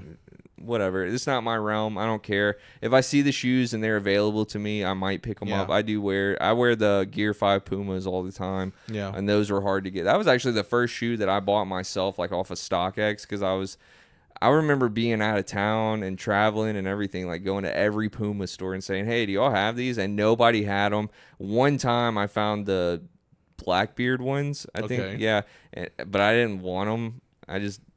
They just look like black shoes with a gold trim all over them. The Gear 5 ones actually have, like, you know, Nico on the back. Yeah. The inside sole is Gear 5 Luffy. It's a cool looking shoe, you know. One of my biggest... The clouds on the side. Yeah. One of my biggest regrets for not getting a hit on it was Nike did a collab with Gundam. Oh, I think I remember that. Dude, yeah, that was the coolest shoe ever. Mm-hmm. And I think I remember somebody wearing it at Florida Regionals. And I was going to talk to him and be like, "Oh, I love your sneakers, bro." But was it Nike or was it Puma? It was Nike. Did 100%. Puma do one? I don't know. I don't remember. I remember the Nike one very vividly. No, I remember what you're talking about. That one was it was a unicorn Gundam. It was really good. Yeah. It was so good. But yeah. Those things are hard to get. I remember when Adidas did the big Dragon Ball Z collab. Yeah. And the only ones I was able to get my hands on were the Majin Buu ones, and they were so ugly, dude. Like, they were just horrible looking shoes. Yeah. I'm not sure if I'm going to collect, like, unless it came with a promo card, I probably wouldn't go for it. Mm-hmm. But I don't know. Maybe I'll try. We'll see. Yeah. I don't really fit much of Nike's clothing either. I'm a big guy, so it's really hard for me to find clothes that fit my size. Well, if it happens, it happens, man. Yeah. But yeah, and the last little collab that we have to talk about today is a very weird one. It reminds me of the Hello Kitty Yu-Gi-Oh collab that McDonald's did, but now they're doing a One Piece SpongeBob SquarePants McDonald's Happy Meal collab. Technically, it's a SpongeBob featuring One Piece. Oh, my bad. Because it's a SpongeBob character is wearing One Piece cosplays. What's the bigger IP? Oh, dude, that's actually really tough. between what? I mean, SpongeBob and One Piece. I mean, let's Gotta be One Piece, huh? Does it gotta be? You would think that, but I mean, SpongeBob got toys.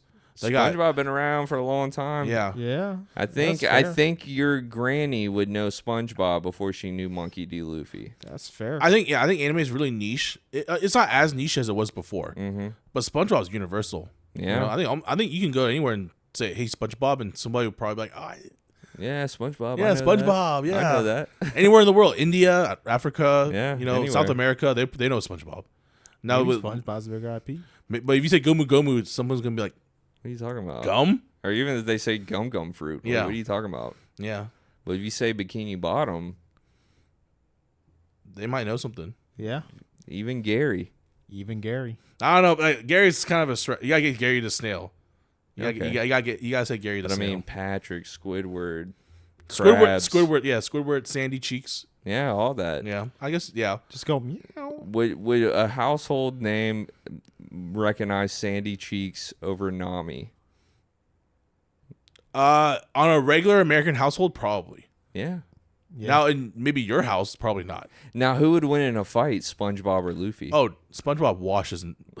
SpongeBob washes. No, Luffy. Dead ass. Yeah. SpongeBob is like arguably, I'm wanting to say, is like one of the most like powerful animated characters that there's ever been. Dude, have you seen his regeneration? karate? That and his regeneration ability, and also, he can't die. Also, if we're gonna do the fight, we have to fight in the water, and Luffy can't swim. True, because of Devil Fruit. So Luffy's already lost right there. Home term, but SpongeBob home field advantage. Can't survive out of the water. Well, out of the water, he just becomes a dried sponge. I mean, he just so I guess it's just home field fishbowl on his head. They can never fight. It's just a home field advantage type of thing. Yeah. You know, pick the place, do it like that, I guess. What a crazy little concept right there. Yeah. Because even if you took like One Punch Man and like you punched SpongeBob, it would do nothing. Yeah, exactly. One Punch Man finally found his match. It's SpongeBob. It's SpongeBob. Don't even get me started on like Super Saiyan Shaggy, dude. We can go No, you mean Ultra Instinct Shaggy. Yeah, Ultra Instinct Shaggy, you know. But no, the collab with this one is only in Australia and New Zealand for right now, and it's gonna be to be determined for America. And from what I saw, I think it comes with a little promo card, not a One Piece promo card. Yeah, it's just like a little collector, like SpongeBob. And you know, wearing McDonald's the cosplay. Just did that recently. They've always done the Pokemon stuff, but they just did that recently with the K-pop Demon Hunters. Yeah, and did very well. I eat that shit up. I'm not even gonna lie. Dude. If you put trading card collab with and McDonald's, with not even with McDonald's, anything. Piccadilly, Subway. You know, I'll do it. Burger King. I'll eat Burger King. Yeah, Subway should do some type of card collab. They need the help. Yeah, they need dude. I haven't eaten. I stopped eating Subway whenever I learned that the bread is like majority. It's not even bread. They like classify it as cake. Yeah, in the UK they have to legally. There's so much sugar in it. That's I guess crazy. Yeah. No, it like completely. Because the whole time I'm thinking I'm eating a good lunch. You know what I mean? Right, like I've been told this shit's healthy my whole fucking life. Whole time we're just eating cake. The whole time by Pandas, well, you can get Subway or pizza. And I've noticed that whenever I get Subway, I'll get like a quote unquote healthy like alternative with the rotisserie chicken and everything. I feel worse eating that than when I do like a slice of pizza at Brooklyn's right next to No, I'm not gonna lie, Preston. Sometimes after we film, I go to the 24-hour Subway at the Loves. Yeah, up here. There's a 24 hours. 24-hour Subway. Yeah, I love it, dude. They know me. They know my order almost. They know. Yeah. They know exactly. I get the meal of the day, but I get the same toppings. You can't beat my toppings. Bryan goes to Subway at midnight and complains at shops for receipts. I love it. The lore is awesome. We love it. And one day, every fast food chain will have a trading card and a crazy collab you would never think of. I still get blown away by the Yu-Gi-Oh! Hello Kitty thing. That's crazy. I'm waiting for the fast food trading card game. Soon. What about the Italian brain rot? That's close enough. No, those like stickers. Are they stickers? I think they're stickers. I was talking to some people Friday night. They're like, yeah, I got the the gold rare tongue shirt or Hayden whatever. has been buying those. Yeah, he's well, like, Hayden will buy anything that's. yeah, he's like, you're sleeping, bro. Like, what are you talking about? This is like the rarest card. Why would you buy it? Wasn't he trying to tell us to buy the Pudgy Penguin stuff too? Yes, and I bought a pack, and I said, you're an idiot. Why did I waste my money on that? But anyways, all right, guys, let's go ahead and listen to our sponsors, and let's return. It's been 2 weeks. We'll get Alexander's Reading the Room. It's been 3 weeks. 3 weeks since you did a Read the Room? Yeah, because we didn't do it last week, and then we took the break. So, yeah, 3 weeks. Wow. Wow. Welcome back. All right, we got an email today? We got a couple, but we got a really good one. Okay, well, let's take a break and get into it. Let's do it. You spend hundreds on booster boxes, trying to pull the card that you've been chasing for so long. But all you end up with is a bunch of commons and regrets. Well, make sure you head on down to Pop.1podcast.com. Guaranteed hits, zero bulk, and every tee is a 1-of-1 pull rate. The only pack you can't lose. We have many different colorways with the neon logo that you are oh so familiar with a special limited drop. And shuffle till you die. 1 year of the podcast, one website, one shirt. At a short print run. No reprints, no revival set. Once it's gone, it's gone. While you're down there, hit the email buttons. You can directly email Alex for Read the Room, sending your stories from all your locals and other TCG journeys. Or go ahead and send your deck to Bryan Ha, the deck doctor, and let Bryan resurrect your busted deck list. Pop1podcast.com. Check it out and stay in the loop. These shirts are not tournament legal yet. Protect your leader in style with ANGKOR GOODS Gaming. Wait. We have a script. Yeah, you were sleeping though, bro. I told you this already. Is he being for real? Yeah. Preston, we really have a script? Yes. We fall Protect your asleep. leader. Yes. I literally gave you the whole script. Protect your leader in style with ANGKOR GOODS Gaming's leader cases. This is your part now, Alex. You say and soon to be champions. And soon to be champions. It's more than that. It's more than that, dude. And soon you'll be able to do champions too. No, did you forget the script already? Coming soon, champions. What was it? Preston, do you remember? Yeah. Okay, fine. Let's backtrack it then. Sorry to interrupt this episode. Okay. I got you. Okay. All right. Sorry to interrupt this episode. We're here to talk to you about your leader. Do that again. All right. Go ahead. Oh, we want it to be like at the same time? Sorry to interrupt this episode. We're here to talk about your leader. ANGKOR GOODS. Hold on. That's not terrible. Sorry to interrupt this episode. We're here to talk about your leader and soon to be champions. What did I say after this? Are we just winging this? Was that the plan this whole time? From our sponsor, ANGKOR GOODS Gaming. Yes, ANGKOR GOODS Gaming. ANGKOR GOODS. Is it ANGKOR GOODS Gaming? And then I'll say something like protect your leader in style with ANGKOR GOODS, fucking what was it? ANGKOR. Okay.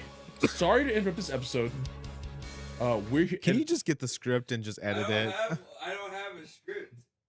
Me and Bryan here are here to talk to you about your leader, and then I think this should be the ad, and then you'll just say, dude, there's a link down below for some leader cases. They're nice. Just check them out. That's the affiliate link.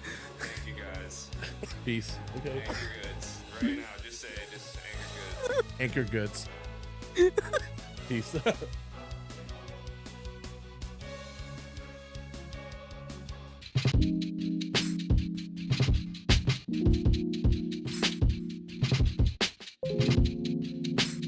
Welcome back to the Pop.1 podcast. This is Alex's Read the Room, where you send us your submissions of stories you want us to talk about, and we talk about it here on the podcast. This week, you got it from someone who wants to remain anonymous, and I gotta say, I think I sent this to you guys, and this was a really interesting topic, so I'm really excited to go about that one. So it goes, hey guys, big fan of the show, and congrats on hitting episode 50. Thank you so much for that. We really appreciate it. When I first started listening, you guys had talked about not supporting shops that charge market and inflated prices. Buy singles, right? Yes, buy singles if they do overcharge. Coincidentally, around the same time, our local shop started charging market prices for all sealed products. This was really disappointing as they were really the only shop nearby at the time that sold One Piece and hosted locals. Once it became clear that my local shop wasn't going to stop charging market, and after learning that distribution from Bandai is partially based on player local attendance, I stopped playing at the locals. I also voiced my disappointment and asked if they would consider a different approach, like setting aside a few boxes at MSRP on release for players who consistently attend locals, which we talked about today, which I think would be a win-win, attract more players to get more distro, and your players are happy and thrive in the hobby. Months later, when OP17 began to sit on the shop shelves, they announced a new program where if you played through an entire local tournament, you could buy up to one booster box at MSRP. I responded to their announcement that I thought that was an awesome idea, but that I would love to see it implemented for sets on release. Rather than weeks after the fact, because I was worried that they were only doing this because OP15 didn't sell out. Then OP16 comes around, and as far as I know, the shop did not plan to sell the new set at MSRP at local tournaments until weeks after it was released, charging only market prices in the meantime. In my mind, they were trying to act like they were taking care of their players when really they would just toss the leftovers to them when the stock didn't sell out. The problem is that they're the closest shop to me, and the players are fairly competitive, so playing there would help me become a better One Piece player. There's also a shop, maybe two now, about an hour away that is awesome and really takes care of their players, but the local scene there is really casual and gets about 3 to 6 players per week, which is not a bad thing, and I will still play there for the community and support the shop, so it's on a different night of the week. But I was recently considering going back to the market price shop to play the more competitive players so I could get better at the game. And because it seemed like the shop probably was not going to change. But now I just saw that they've raised the prices of pre-release event tickets to $40, and they were charging market price for starter decks. I'm frustrated all over again, and it's really disappointing to see the shop I started at do this. I want your opinions, though. Would you go back and play at the shop because at least they sell MSRP some of the time and where you could get more competitive play?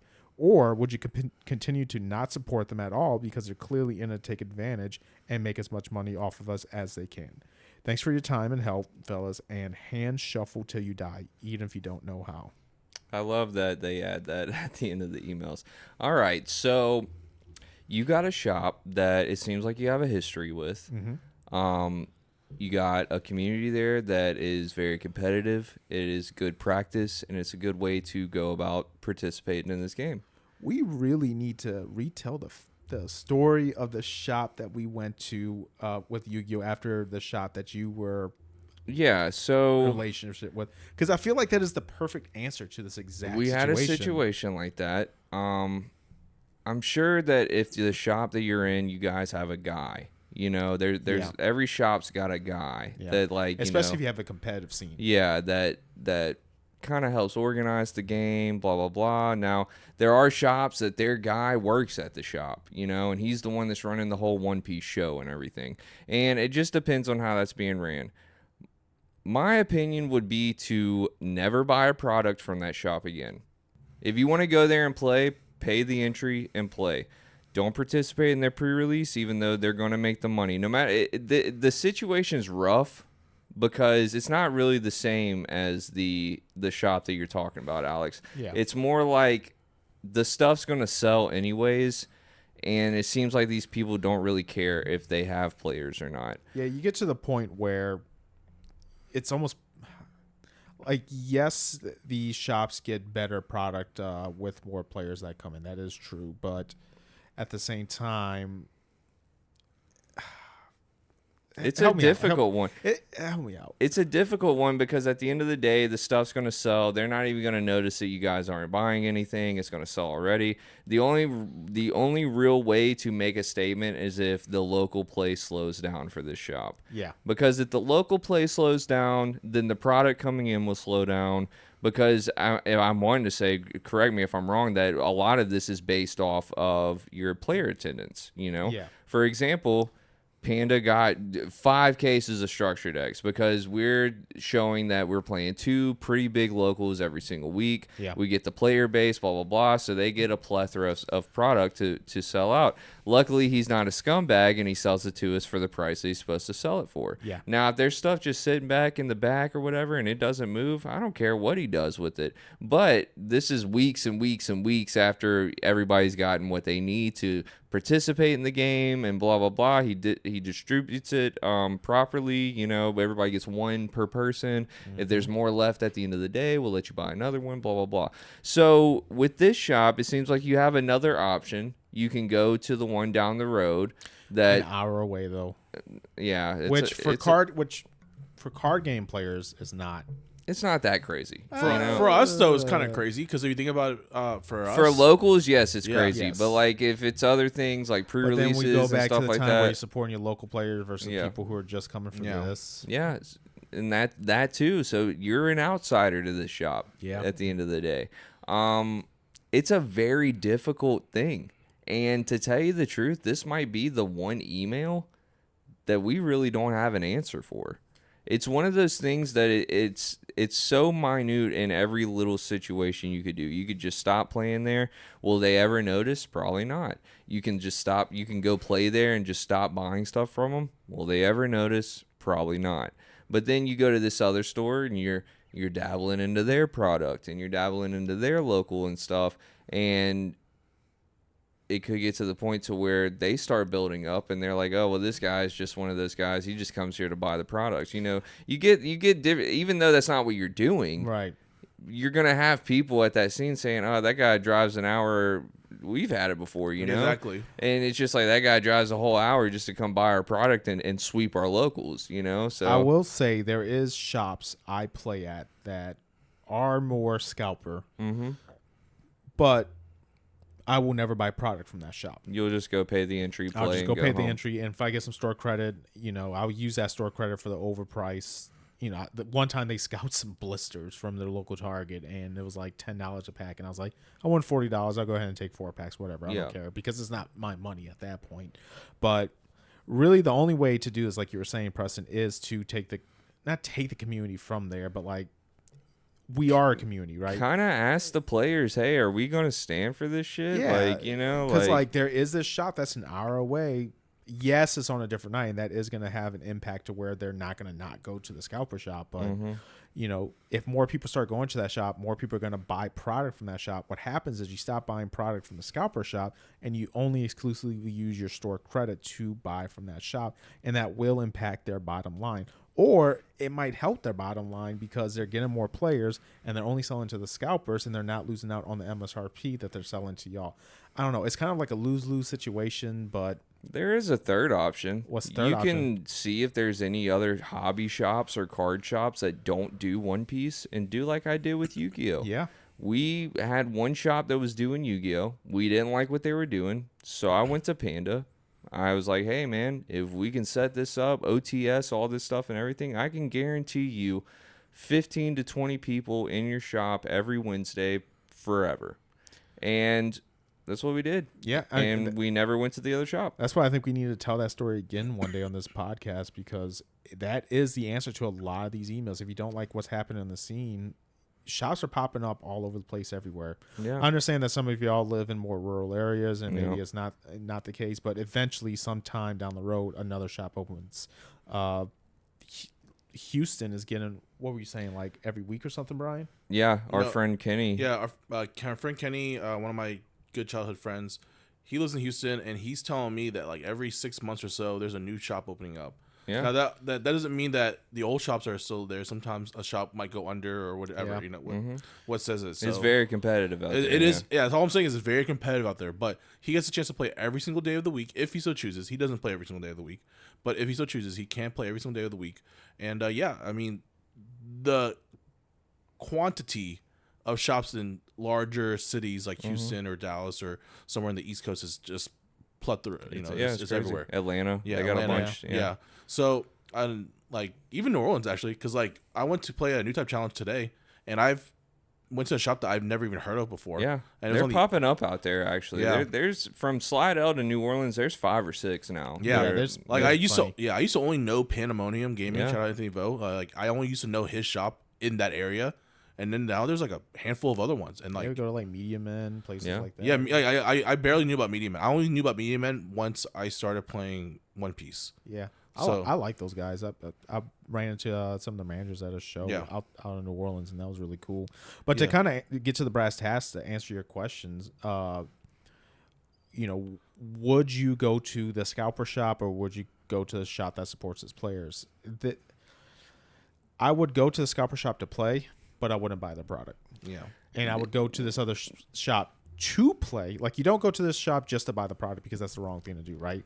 You need to be part of growing the community, whether you're the leader or you're looking for the leader or you're just, spreading word of mouth around, right? You do need to help grow the scene at the shop that supports its players, ideally to the point where it's bigger than the Scalper shop. I mean, me personally, I'm not going to play there. I don't go to the Scalper shop out here Yeah. that anymore like I used to, right? Like I used to go pretty consistently, and now it's just not worth my time, because even if I do top, I'm getting less product than I would at one of my other shops that I go to more I mean, often. I just care about the player stuff, man, and that's Yeah. what it is. And like, I'm not talking shit or anything, but if Panda were to say, "Hey, dude, all of a sudden we're doing $350 a box," dude, I'm sorry, I can't support that. You know Yeah. what I mean? But the thing is, I know that we have shop owners down here, which you obviously don't have, that care about the players as well. Because without a player base, your shop is not going to do anything. I have seen we've had pop-up shops here on the coast so many times that they're just like selling cards. That's Yeah. all it is. That's all they do is sell cards. You're better off just being And on the internet at then that next point. year they're making a long Facebook post. Thanks for the journey, guys, but it's over. Big close sign picture. That's like what their picture is. They've got a full flashback. dude. I've seen it like 20 times. Like it happens very often. So it's one of those things. Maybe try to find one of those and say, "Hey, dude, I'm trying to get One Piece locals. We got a shop here that's kind of screwing us. Trying to get One Piece locals going. Is this something you guys are interested in? I'll show you what to do." I will say this: if you're worried about becoming better at the game and playing against better players, we preach this all the time. Download the Sim by Batsu and play ranked. Grind ranked, you will get better. And not only that, if you're itching to play with your cards, there are so many weekly remote tournaments that are going on in all type. Mr. Voodoo, go follow Mr. Voodoo on Twitch. Join his Discord. He does a weekly box tournament every single week. Webcam box tournament every single week. Yeah. And if you're not Every into the Thursday. webcam thing, just the Sim. I promise you. And then after you practice on that, you go to an actual locals. Go to the good locals, right? The one that's an hour away. Yeah. And even if the Well, players, I thought the Good Locals was the one closer to him. No, go he's to yeah. the good locals as far as like what supports the player. No, I base. mean, Oh.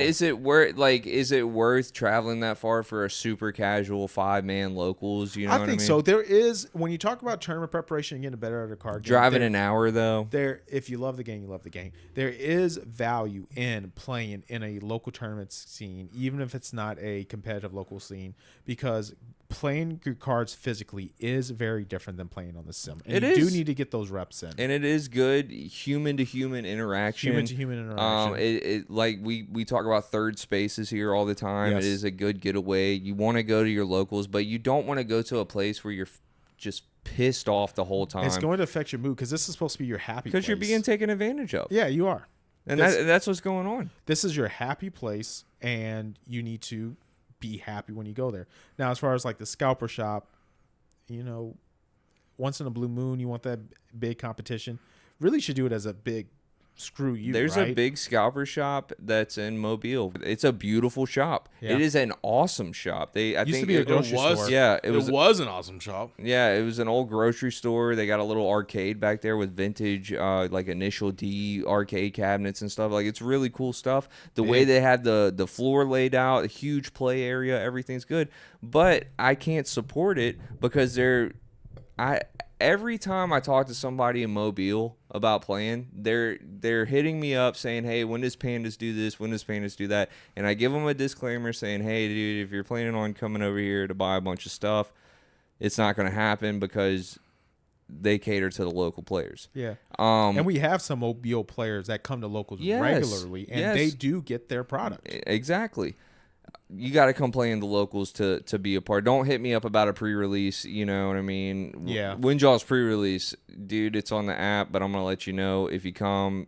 Panda's not going to sell you boxes. I like how Panda does it. He writes a list how often he comes. It screwed me because with my work situation, I haven't been able to come as much. But he still made a point to give me a box in the last set, and I'm sure he'll do the same for me. But like players like me and Bryan, they're there twice y'all a are week. Guaranteed like 4 boxes, 3 to 4 boxes, dude. And like most of the time, we don't even pick them all up, you know, because it does get expensive. But yeah, if I want to, because I'm showing my loyalty to this card shop, and the owner of the card shop really appreciates its players coming there weekly. I mean, the reason Pandas is so packed out is because he cares so much about the players. Yeah. If you need a playmat, there's a playmat there and for you. And that program, I think, has grown the local scene because now that with OP17 coming out, I know there are players that are intentionally coming more so that way they can get We had OP17. a group of players that would just come and hang out at the shop, and they would just play with each other and stuff. Now they're not like they didn't want to play in locals or whatever, but they're more incentivized to join locals because whenever these bigger events come, these pre-releases and stuff like that, they're locked in because they're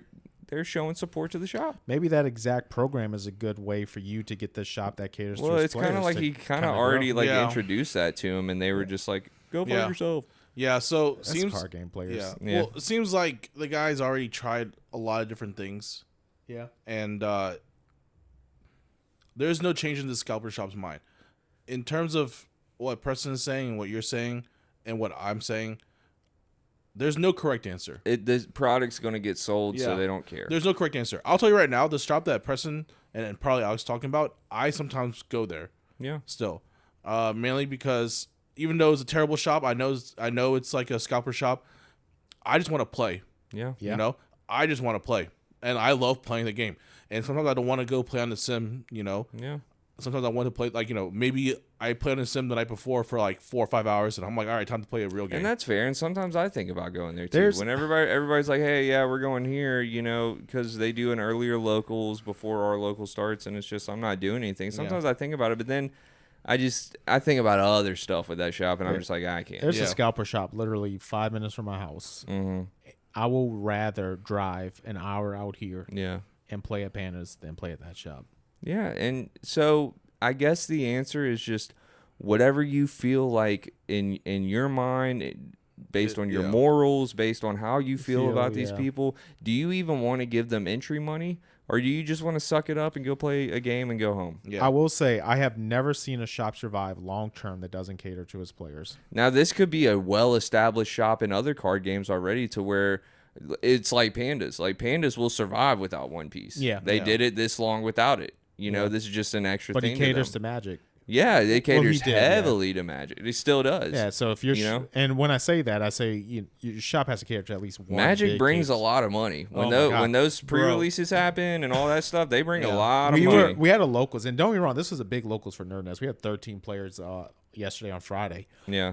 Bro, that shop was packed for the Hobbit pre-release. Oh yeah, it was insane. I went Friday to pick up my Gundam boxes, my GU5 boxes, and it was slam packed in there. I was looking for a place to sit down to open my boxes, and they literally was like, "All right, you gotta get up. We're about to start our pre-release tournament. You can't be here, Brian." I was like, "Where was this at?" At Pandas. Oh really? Yeah. I mean, Friday night. Friday night Magic. Yeah.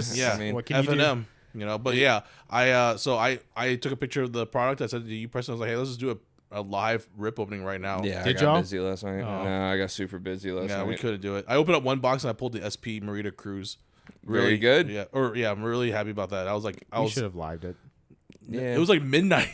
I was like, I don't think anybody's gonna watch. Dude, don't doubt the. Yeah, don't doubt. Yeah, don't doubt that. That's prime time right there. That's prime time. I don't know, bro. I remember one time I did a Gundam live at like 10 at night, and we dropped a video. That was the first video that ever took off for us. Yeah, right? We got like 12,000 views in the first 2 hours. Yeah. And people were just watching the live, watching me rip like Pokemon packs. Yeah, don't doubt the midnight viewers. Yeah. No, but you know, like I said, man, just do what you feel like is right for you. Because it's hard to say I'm not going to play locals. I'm not going to go to a shop. You know, it's hard to do that, especially if you got friends there. Like you said, it's a big competitive scene, so it's good practice. It's a very difficult thing, man. When you go to kick their asses. Yeah, and follow up with us. I'd like to hear what you decided to do, and hopefully we were able to help you in some sort of way. That's a rough one, man. That is a rough one. This is a very gray area. Yeah, because we all have different experiences. Y'all don't go to them. I sometimes go to them. I don't really like. If there's a better opportunity for me to go somewhere else, I'll go somewhere else. Yeah. You know, but I think it sounds like. It feels like I know what you want to do. You sounds like you want to grow a scene in this other card shop. Just do it.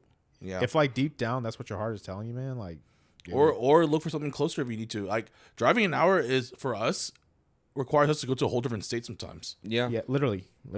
So like, I mean, that's just where we are location wise. We're at the very bottom of Mississippi. That little small block that's at the bottom of the it. landmass between Louisiana and Alabama. Yeah, definitely. But yeah, no. So I don't know. Just do whatever. If I drive 2 hours further east, I will hit Florida. Yeah. You can go to Pensacola anytime. Yeah. So, but yeah, just depends on trying to find somewhere closer too if you can. And it's really hard. Honestly, it's really hard. And some people just don't want to do be the card ambassador. And search on your TCG Plus app too. There might be a shop you don't even know about. Well, that's true. I will say you don't have to always be the TCG ambassador. Like Nerd Nest, I've prided myself in the past of helping grow scenes and things like that. I just don't have the ability to right now. I know. I'm just saying, like some of the advice seems like it was like be the person. I'm like, but some people don't want to be the person. Maybe sometimes you got to find the person. So there are 2 players at Nerd Nest that really helped grow the scene. Shout out Gordon and Jeremy. Y'all really did the work and helped grow the scene out there.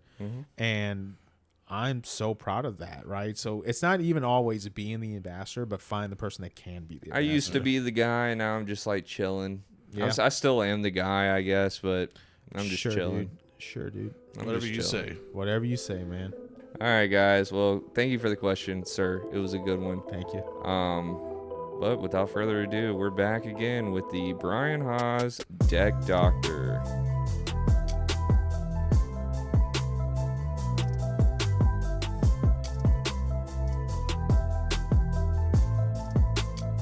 All right, Bryan Haas. The Deck Doctor. He's back. Very popular Deck Doctor. I am back. Cool. Yeah. So a couple weeks ago, I asked for people to submit their ST starter decks because I really wanted to do some starter decks, and I did get a handful of them. We're gonna do 2 of them today, but we're gonna start off with this one interesting one that caught my eye, which was this Red Sanji list. Yeah. Red Sanji is very similar to Red Ace, where it gives a character rush. In this instance, for Sanji, it gives a character with no on play the ability to rush. Yeah. So the first list that I have from this person, they submitted a really basic looking list. I thought it was really neat. I actually was like, this caught my eye a lot, and I don't remember if I changed it that much, to be completely honest. But I looked at it and I was like, wow, yeah, the red Newgate's really generic in here, and I bet you the 10-drop Newgate in OP17 is going to be even better in this list. Yeah. Zeph is broken. Zeph, that's the main card that I'm looking at right now. Yeah. That's crazy. Zeph is broken. Yeah. And Zeph was made for this deck, I believe. I truly believe that. Yeah. The Red Zoro is just crazy good. If you could do a Zeph first and then start chaining Zoros. Yeah. Oh my God, you get to 9K for a whole turn cycle. Mm-hmm. And then the Sanji on play to play out someone, that's really good. That's an SC card. So I was like, that's why I included it. When I first was initially looking at this deck, I was trying to incorporate how to do the 4-drop Luffy with the events and everything, After looking into it, and I think I built a rough draft of the deck, I realized that it doesn't flow with how Sanji wants to play. Yeah. So the Red Sanji deck, I had to go back, and I took apart my first initial list, and I had to redo it a lot. But the list that they gave me right here, very, very good. Very good starting point. Yeah. Very happy with it. So I really didn't change it too much. So what I did to fix it up a little bit, kept the top end. Yeah. Newgate's busted, Zeph's busted, Red Zoro's busted. I swapped out the Usopp because they were playing the 5-cost, 6,000 power, 2K counter Usopp. I thought that they had a lot of 2K counters. Yeah. And which I thought was kind of a little bit weird because most mono red decks have the same ability, what was it called? Weakness, which is they get starved out easily, you know, and they run out of cards to play. So you want to play some really good strong cards to really combat that. So I included the Rush Luffy because on play it doesn't on play, but it rushes, and when it attacks, it gives a leader or character a Rest of Dawn, which is really good because it really allows you to go aggro. Helps you with getting your running over certain bodies, you know, on that turn cycle. I also included the Red Zoro from SC21. That's a sleeper card, I think, because it's Dawn times 2 against Rush. But with your leader effect, you can just give it Rush automatically. And then on KO, it plays a character with 6,000 power or less, which includes that new Luffy, or the old Luffy, I mean. Yeah. And it includes the Sanji, it includes all the other stuff, you know, the Tony Chopper, et cetera, et cetera. It's just a good card. I thought the Red Zoro card was really, really good, personally. And then I included a bunch of other events. I saw on the other list that you're playing that Law event, which I remember I talked about it before. It was really cool, really busted. But you know what's even better than that, I think? It's Mole Pistol. Yeah, Mole Pistol's really good. Mole Pistol is searchable in this deck with the Nami card, with the Sage. Very, very good card, you know? And I'm looking at this list now, and like I realized I didn't really put that many Luffy cards in it, so you can't really utilize the Sage as well. So maybe we got to fix that. Maybe we got to figure out how to do it. But I've seen decks that play the Straw Hat card and don't really play that many Luffy. So it doesn't really matter. The Sage is essentially just a searcher. Yeah, it's a top 5 searcher. And like this deck sorely needed to be able to had 8 searchers, you know? It needed 8 searchers. And then it was really cool that Dangerous Kick Horse is a Straw Hat card because it's searchable off of it. Then you got the OP14, the Rad Beam, the Law event, you know, with the condition. And then Mole Pistol, I think that was a great card. And then Kobe 2K Counter. It's just a generically good card. It'll protect most of the board. It'll protect everybody but the top end. Yeah. So I thought this was a really spicy list. I still kind of want to try the Luffy event one, where you play the Luffy, then the Sanji, and then play a 5 cost, you know? Yeah. Still want to do something like that. Don't know how I can try that. I don't know how I can fit that in. But I do want to try it sometime, somehow, you know? Yeah. So, but this is my rendition of it. I thought it was a pretty cool list. I thought it was a pretty good list. We didn't really change too much, just adding some SC21 cards. Yeah. No, I think it looks good. And I've always thought that leader was a great pre-release leader, by the way. Yeah. I mean, it's so good, it had to get banned. Yeah. Yeah. Oh, our locals, at least. Yeah, no, we Rainbow Luffy it up now. But yeah, I like it, man. Yeah. All right, you got some Mihawk. Yeah, so we joke around all the time that the Zoro Star deck isn't really a Zoro Star deck, it's a Mihawk Star deck. Yeah. So I just said that we did the SC Star deck stuff, even though this is not a Star deck. This, for all intents and purposes, guys, that Zoro Star deck is a Mihawk Star deck. I don't really care if anybody says to me otherwise. Like, you know what? You're just delusional. It's a Mihawk Star deck. So the list that I got sent in had 2 Law Beppos, 2 6-cost Bounce Laws, the new Mihawk card, busted card, by the way. Crazy, yeah. Perona's crazy. The Blocker Bonnie, really good card. Odin, crazy card, you know. I'm looking at it, it's very generic looking Mihawk list, you know. Yeah. But it definitely could be spiced up. I'm looking at it right now, the old list, and there's some cards that we can add into this that would make it really push it over the edge and really annoying, because I had the unfortunate opportunity to play against that locals, and I'm like, wow, this is crazy, actually. So we look at the fixed list. We added an extra Law Beppo, and we added a Shanks. Okay. We need some more top end. The Shanks card is busted in the mirror match. If they rest a Law Beppo, you can just play Shanks, pop the Law Beppo, get it off the field, you know, immediately off the field. Kept the Mihawk, you know, kept the Law. Law's crazy. Added Smoker. I like the Smoker. So Smoker has the ability to restand a Dawn. Yeah. And then you can't use restand a Dawn with other character effects. Right. But you can still use leader effect. It has Banish too. Yeah. So it has built-in Banish, and it has a really nice slash characteristic with a 7K body. Yep. Another card that I've had people test on me was the Zoro Toshigi card. Okay. The Toshigi for Zoro, I mean. Yeah. That one doesn't get the Dawn underneath the leader like it would for Zoro, but it does rest any base 6-cost character. And you restand 3. So you don't only with Zoro. Oh, really? Yeah, only with Zoro. Oh, I didn't know that. That's all I was saying. Yeah, you don't get it. Yeah. So you're only using it to get the rest of character, you know. But is the Kawina as well? Yeah. Zoro There's also yeah. Okay. So the reason why I like that specific Toshigi card was because it's a 5-cost 7,000 power slash. Smoker also 5-cost 7,000 power slash, but it has the banish like you're talking about. It has the ability to reset at dawn. You can reset the dawn, rest it with leader effect, reset 3 dawn back. Really good shit. And I think Smoker personally is a lot better than the Shigi. I do see the niche use in both of them, but the idea is to just establish as many 7 costs or 7,000 power characters as possible, because that 7,000 power threshold very hard to get around. You know what I mean? And especially if you have something with a built-in banish, they're more inclined to counter out of that. You know what I mean? So I just think that's a really good card to put in. And me personally, kept the Prona, kept the Odin, kept the Prona Searcher, Laboon. We dropped down to 3 instead of 4. So my idea behind this, Mihawk never really needed 2Ks. You know what I mean? When I was playing Mihawk, when I won my World Championship, I think I only played 6 2Ks. Yeah. Because the whole point of the deck is just get the cards out of life, and then start chaining back like Law Beppo, and then you'll win the game eventually. Like no matter how you look at it, 3 Law Beppos will win you the game. Yeah. You know what I mean? Like if you have 3 Law Beppos on the board, you're gonna win the game at some point. Oh yeah. They're big. They're huge.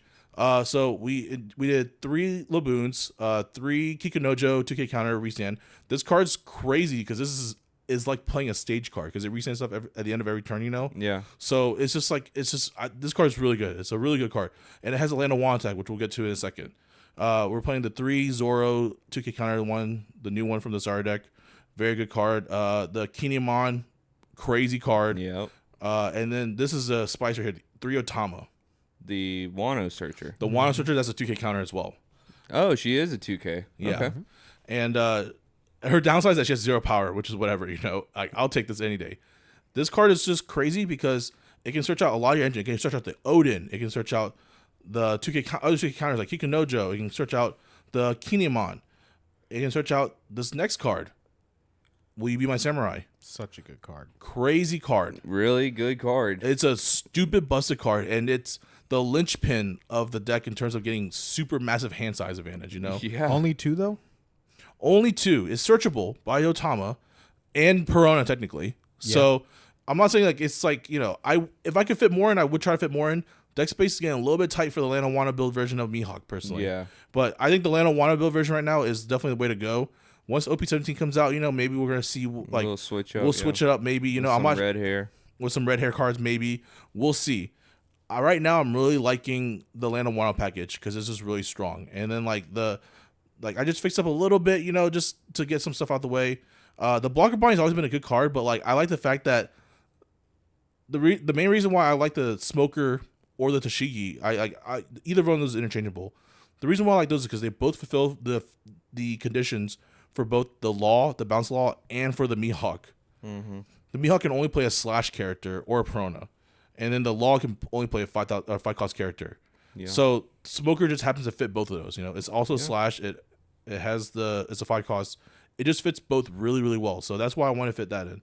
But yeah, Will You Be My Summer card, absolutely cracked. Play it, rest your weenies. You do some crazy stuff, and you draw a bunch of cards. So I think this Mihawk list is really, really good. Personally, this is close to what I'll be building.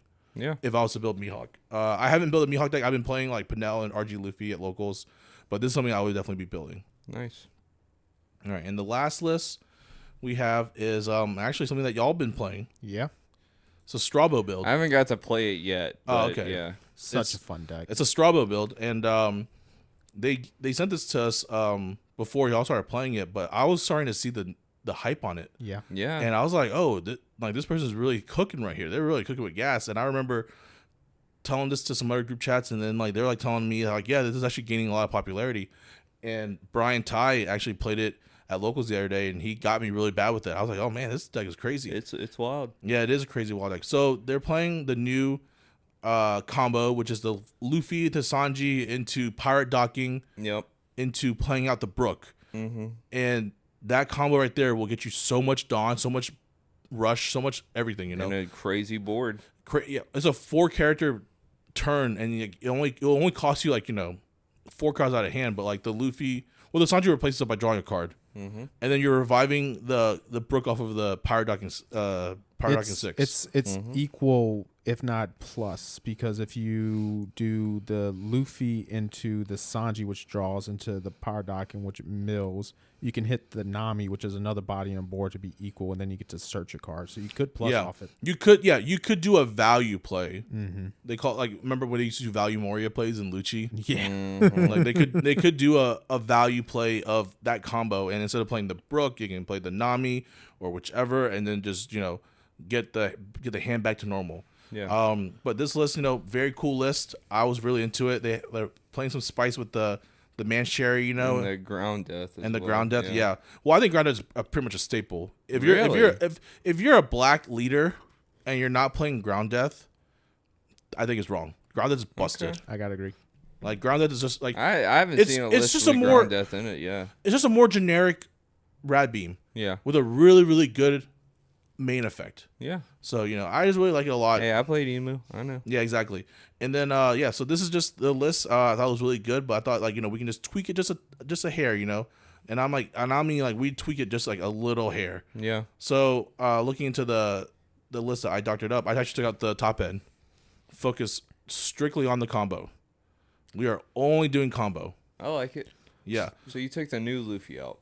I took the new 7-cost Luffy. I took that out. I will say that's been the least impressive card in the deck. Yeah, I've been reading it and I'm just like, it's cool. Yeah. But I'd rather play more of the 5-drop Luffy. Yeah. Yeah. So I took that card out and I replaced it with the promo Sabo.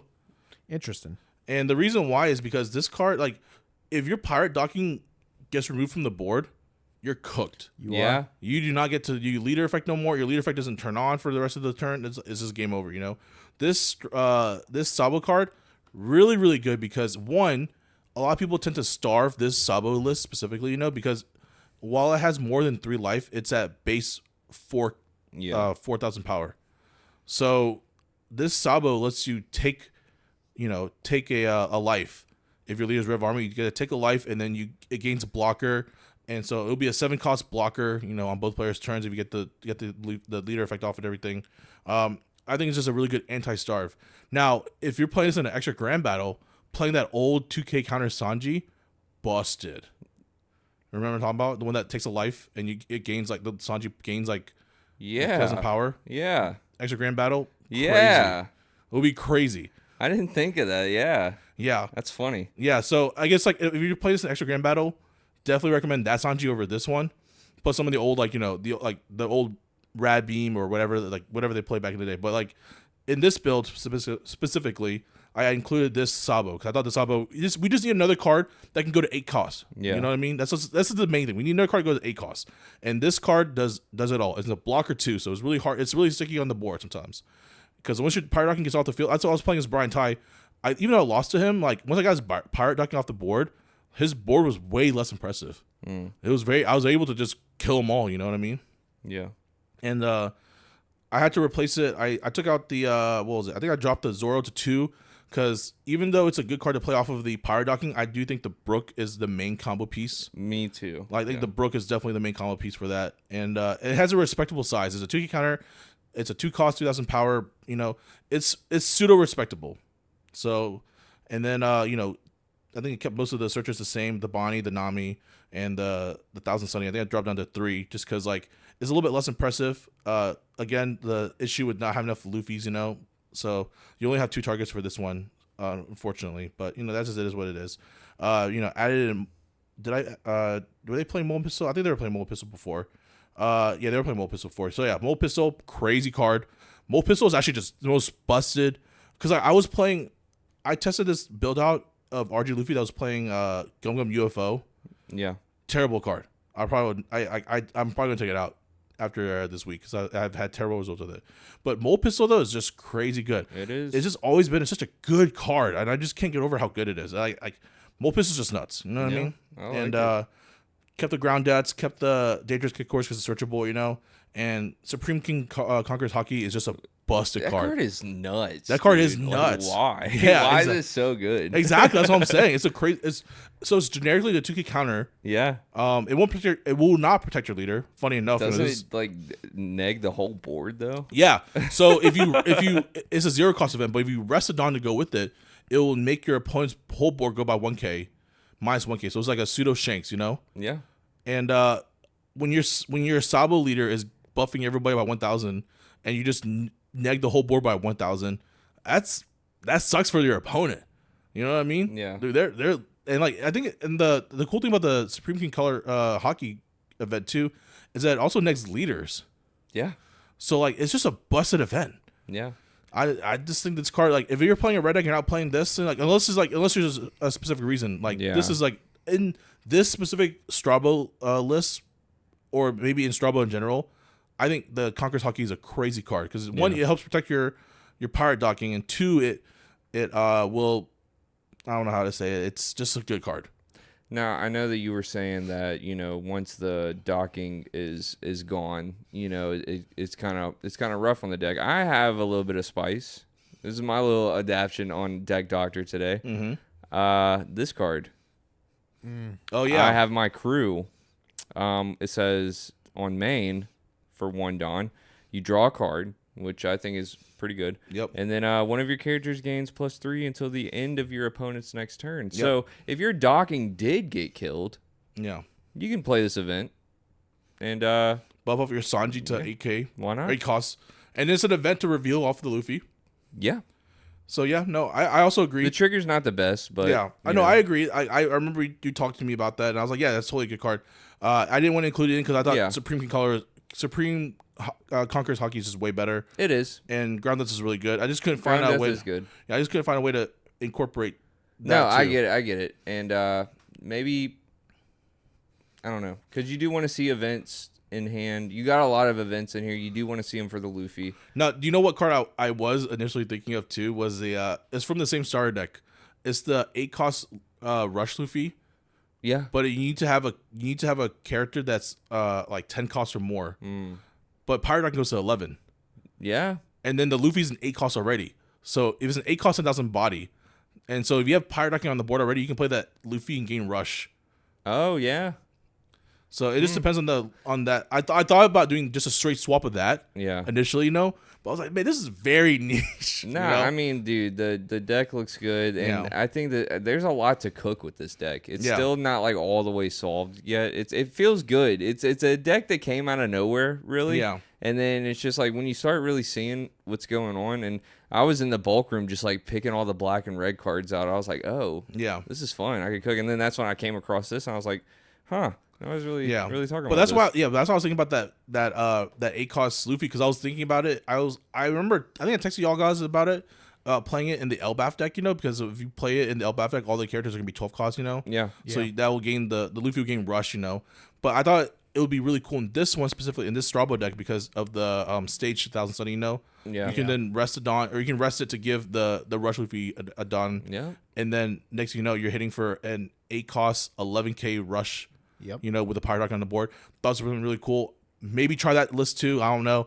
I just thought that was a really cool Luffy card. I was like, man, this actually kind of cooks, But like, I think this list is good. I think this list is good because, like I said, I just want to focus on just straight up pooping on the board, getting the combo out, and the Sabo is just really needed because it helps with anti-starve / getting your leader, get the life down to 3 life, so that way you can get the Sabo effect off better. You know what I mean? Well, not really better, but I'm gonna test that out for my Strabo deck. Yeah. So this is a really good. I just thought it was a really good promo, and I was pseudo inspired by Bryan Ty, because Bryan Ty was asking me about the promo. He was like, "Do you have this promo card?" I was like, "I didn't open that pack.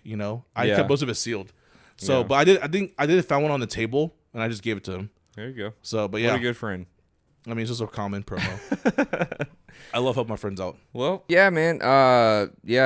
Decks are good. Thanks for everybody that submitted. Thank you for doctoring up. And keep on submitting the list. We're getting closer to OP17. I can't wait to start cooking some OP17 lists. I cannot wait to see it, dude. Yeah. It's going to be nice. And thank you for reading the room. Thank you for Preston's advice. Having the studio. I guess, man. I guess that's all I'm here for. That's right. Yeah, you just supply the room. Just your room and equipment. I feel like I talk a lot here on the podcast. I feel you're a yapper. You're a yapper for sure. Yapping. Some people tell me, hey, shut the fuck up. Is this the Preston show or shut the fuck up? Maybe both. Maybe both. No, I'm just kidding. It's our show, man. You look like we a do a damn scalper. good job. Yeah, probably. I bet you have cuck chair Target to put out. No, it's like I remember the one time the guy's like, "Why would we listen to anything this guy's saying? He's wearing a Pokemon hat," and I'm just like, "Okay." I love there was one where it's like we were talking about Scalper and you're wearing the gambler hat. I know that's what's that, a Cowboy Bebop hat? That looks like Marlboro. Yeah. Like that's why I every time got I it. look at No, it. somebody did comment. They're like, "How many hats do you have?" Because you have like a different one. I'm just like, dude, it's a lot. You know, I actually learned something about hats I didn't know about. Do you wear fitted hats or no? No, these snapbacks. Okay, never mind. It was about fitted hats. I just learned about how to measure fitted hats from our boy Q. Shout out Q. Oh, yeah, no. Yeah. I just do snapbacks. I've been doing snapbacks ever since they were cool, like in 2011, 2012. Yeah. And I never grew up. I want to get a fitted cap, but I have a really big head. That's like my issue. I can't find just a fitted get a snapback. It's the same shit. I'm not really into hats. I'm not a hat guy. We can tell. I just embrace being bald. Yeah. You should get a hat. Should I? Anyways, guys, thank you so much for everything with episode 50 and for watching all of episode 51. It was a good one, man, and we're just super excited to get to the next level. We cannot wait for Dallas. You're going to be hearing a lot more from the weeks coming closer to the event on what we have planned, who we're going to be sitting down talking to. The roster is already really good. We're not going to give any spoilers just yet. We'll once we get everything all the way locked in, you know, we hit up a bunch of people hit us up, and it's more or less just, hey, let's wait till we're closer to the day, because we don't know the time schedule out there. We don't know what it's going to be like. You're flying, we're driving. It's a whole thing. Yeah. So, but we do have a studio out there. Shout out Cereal Box, B-Pace Productions. They are hooking us up for the studio for the whole weekend, so we have it available. We are not sleeping, boys. I hope you guys are ready. It is going to be a fun trip, but we're going to be working. So I hope everybody's ready for that. It's just going to be a really good time. And the support for Pop.1 Podcast is going to be crazy. Make sure you're wearing your Pop.1 Podcast t-shirts. We might have some stuff for you. And I think we're going to get with Kevin. We're going to get some ANGKOR GOODS stuff going. We'll have more merch and stuff on us like that. Yeah, we got to be careful though, remember, because about the whole beta thing. I think they fixed it, didn't they? Well, they still say you can't give away stuff. I thought they said sell. Sell/giveaway. Oh shit! Well, I'll meet you at the front door. Yeah, we'll have to do. You'll as you're walking in. We'll do secret drug deals outside. Oh my! Okay. It's not drugs; it's cards. But some people treat it cardboard the same. crack. Yeah, man. Some people treat it like the same. What did you say in the last? A crackhead gonna get the crack. Crackhead gotta get that crack, dude. So is that the new T-shirt? Is that no? We're not gonna put anything about that on there. I mean, a card addict gotta get their cards. Yeah, something. But yeah, thank you guys so much. All I can continue to do is say thank you, man. Yeah, it's been a journey so far, but with episode 50 out the way, we are grinding to episode 100, dude.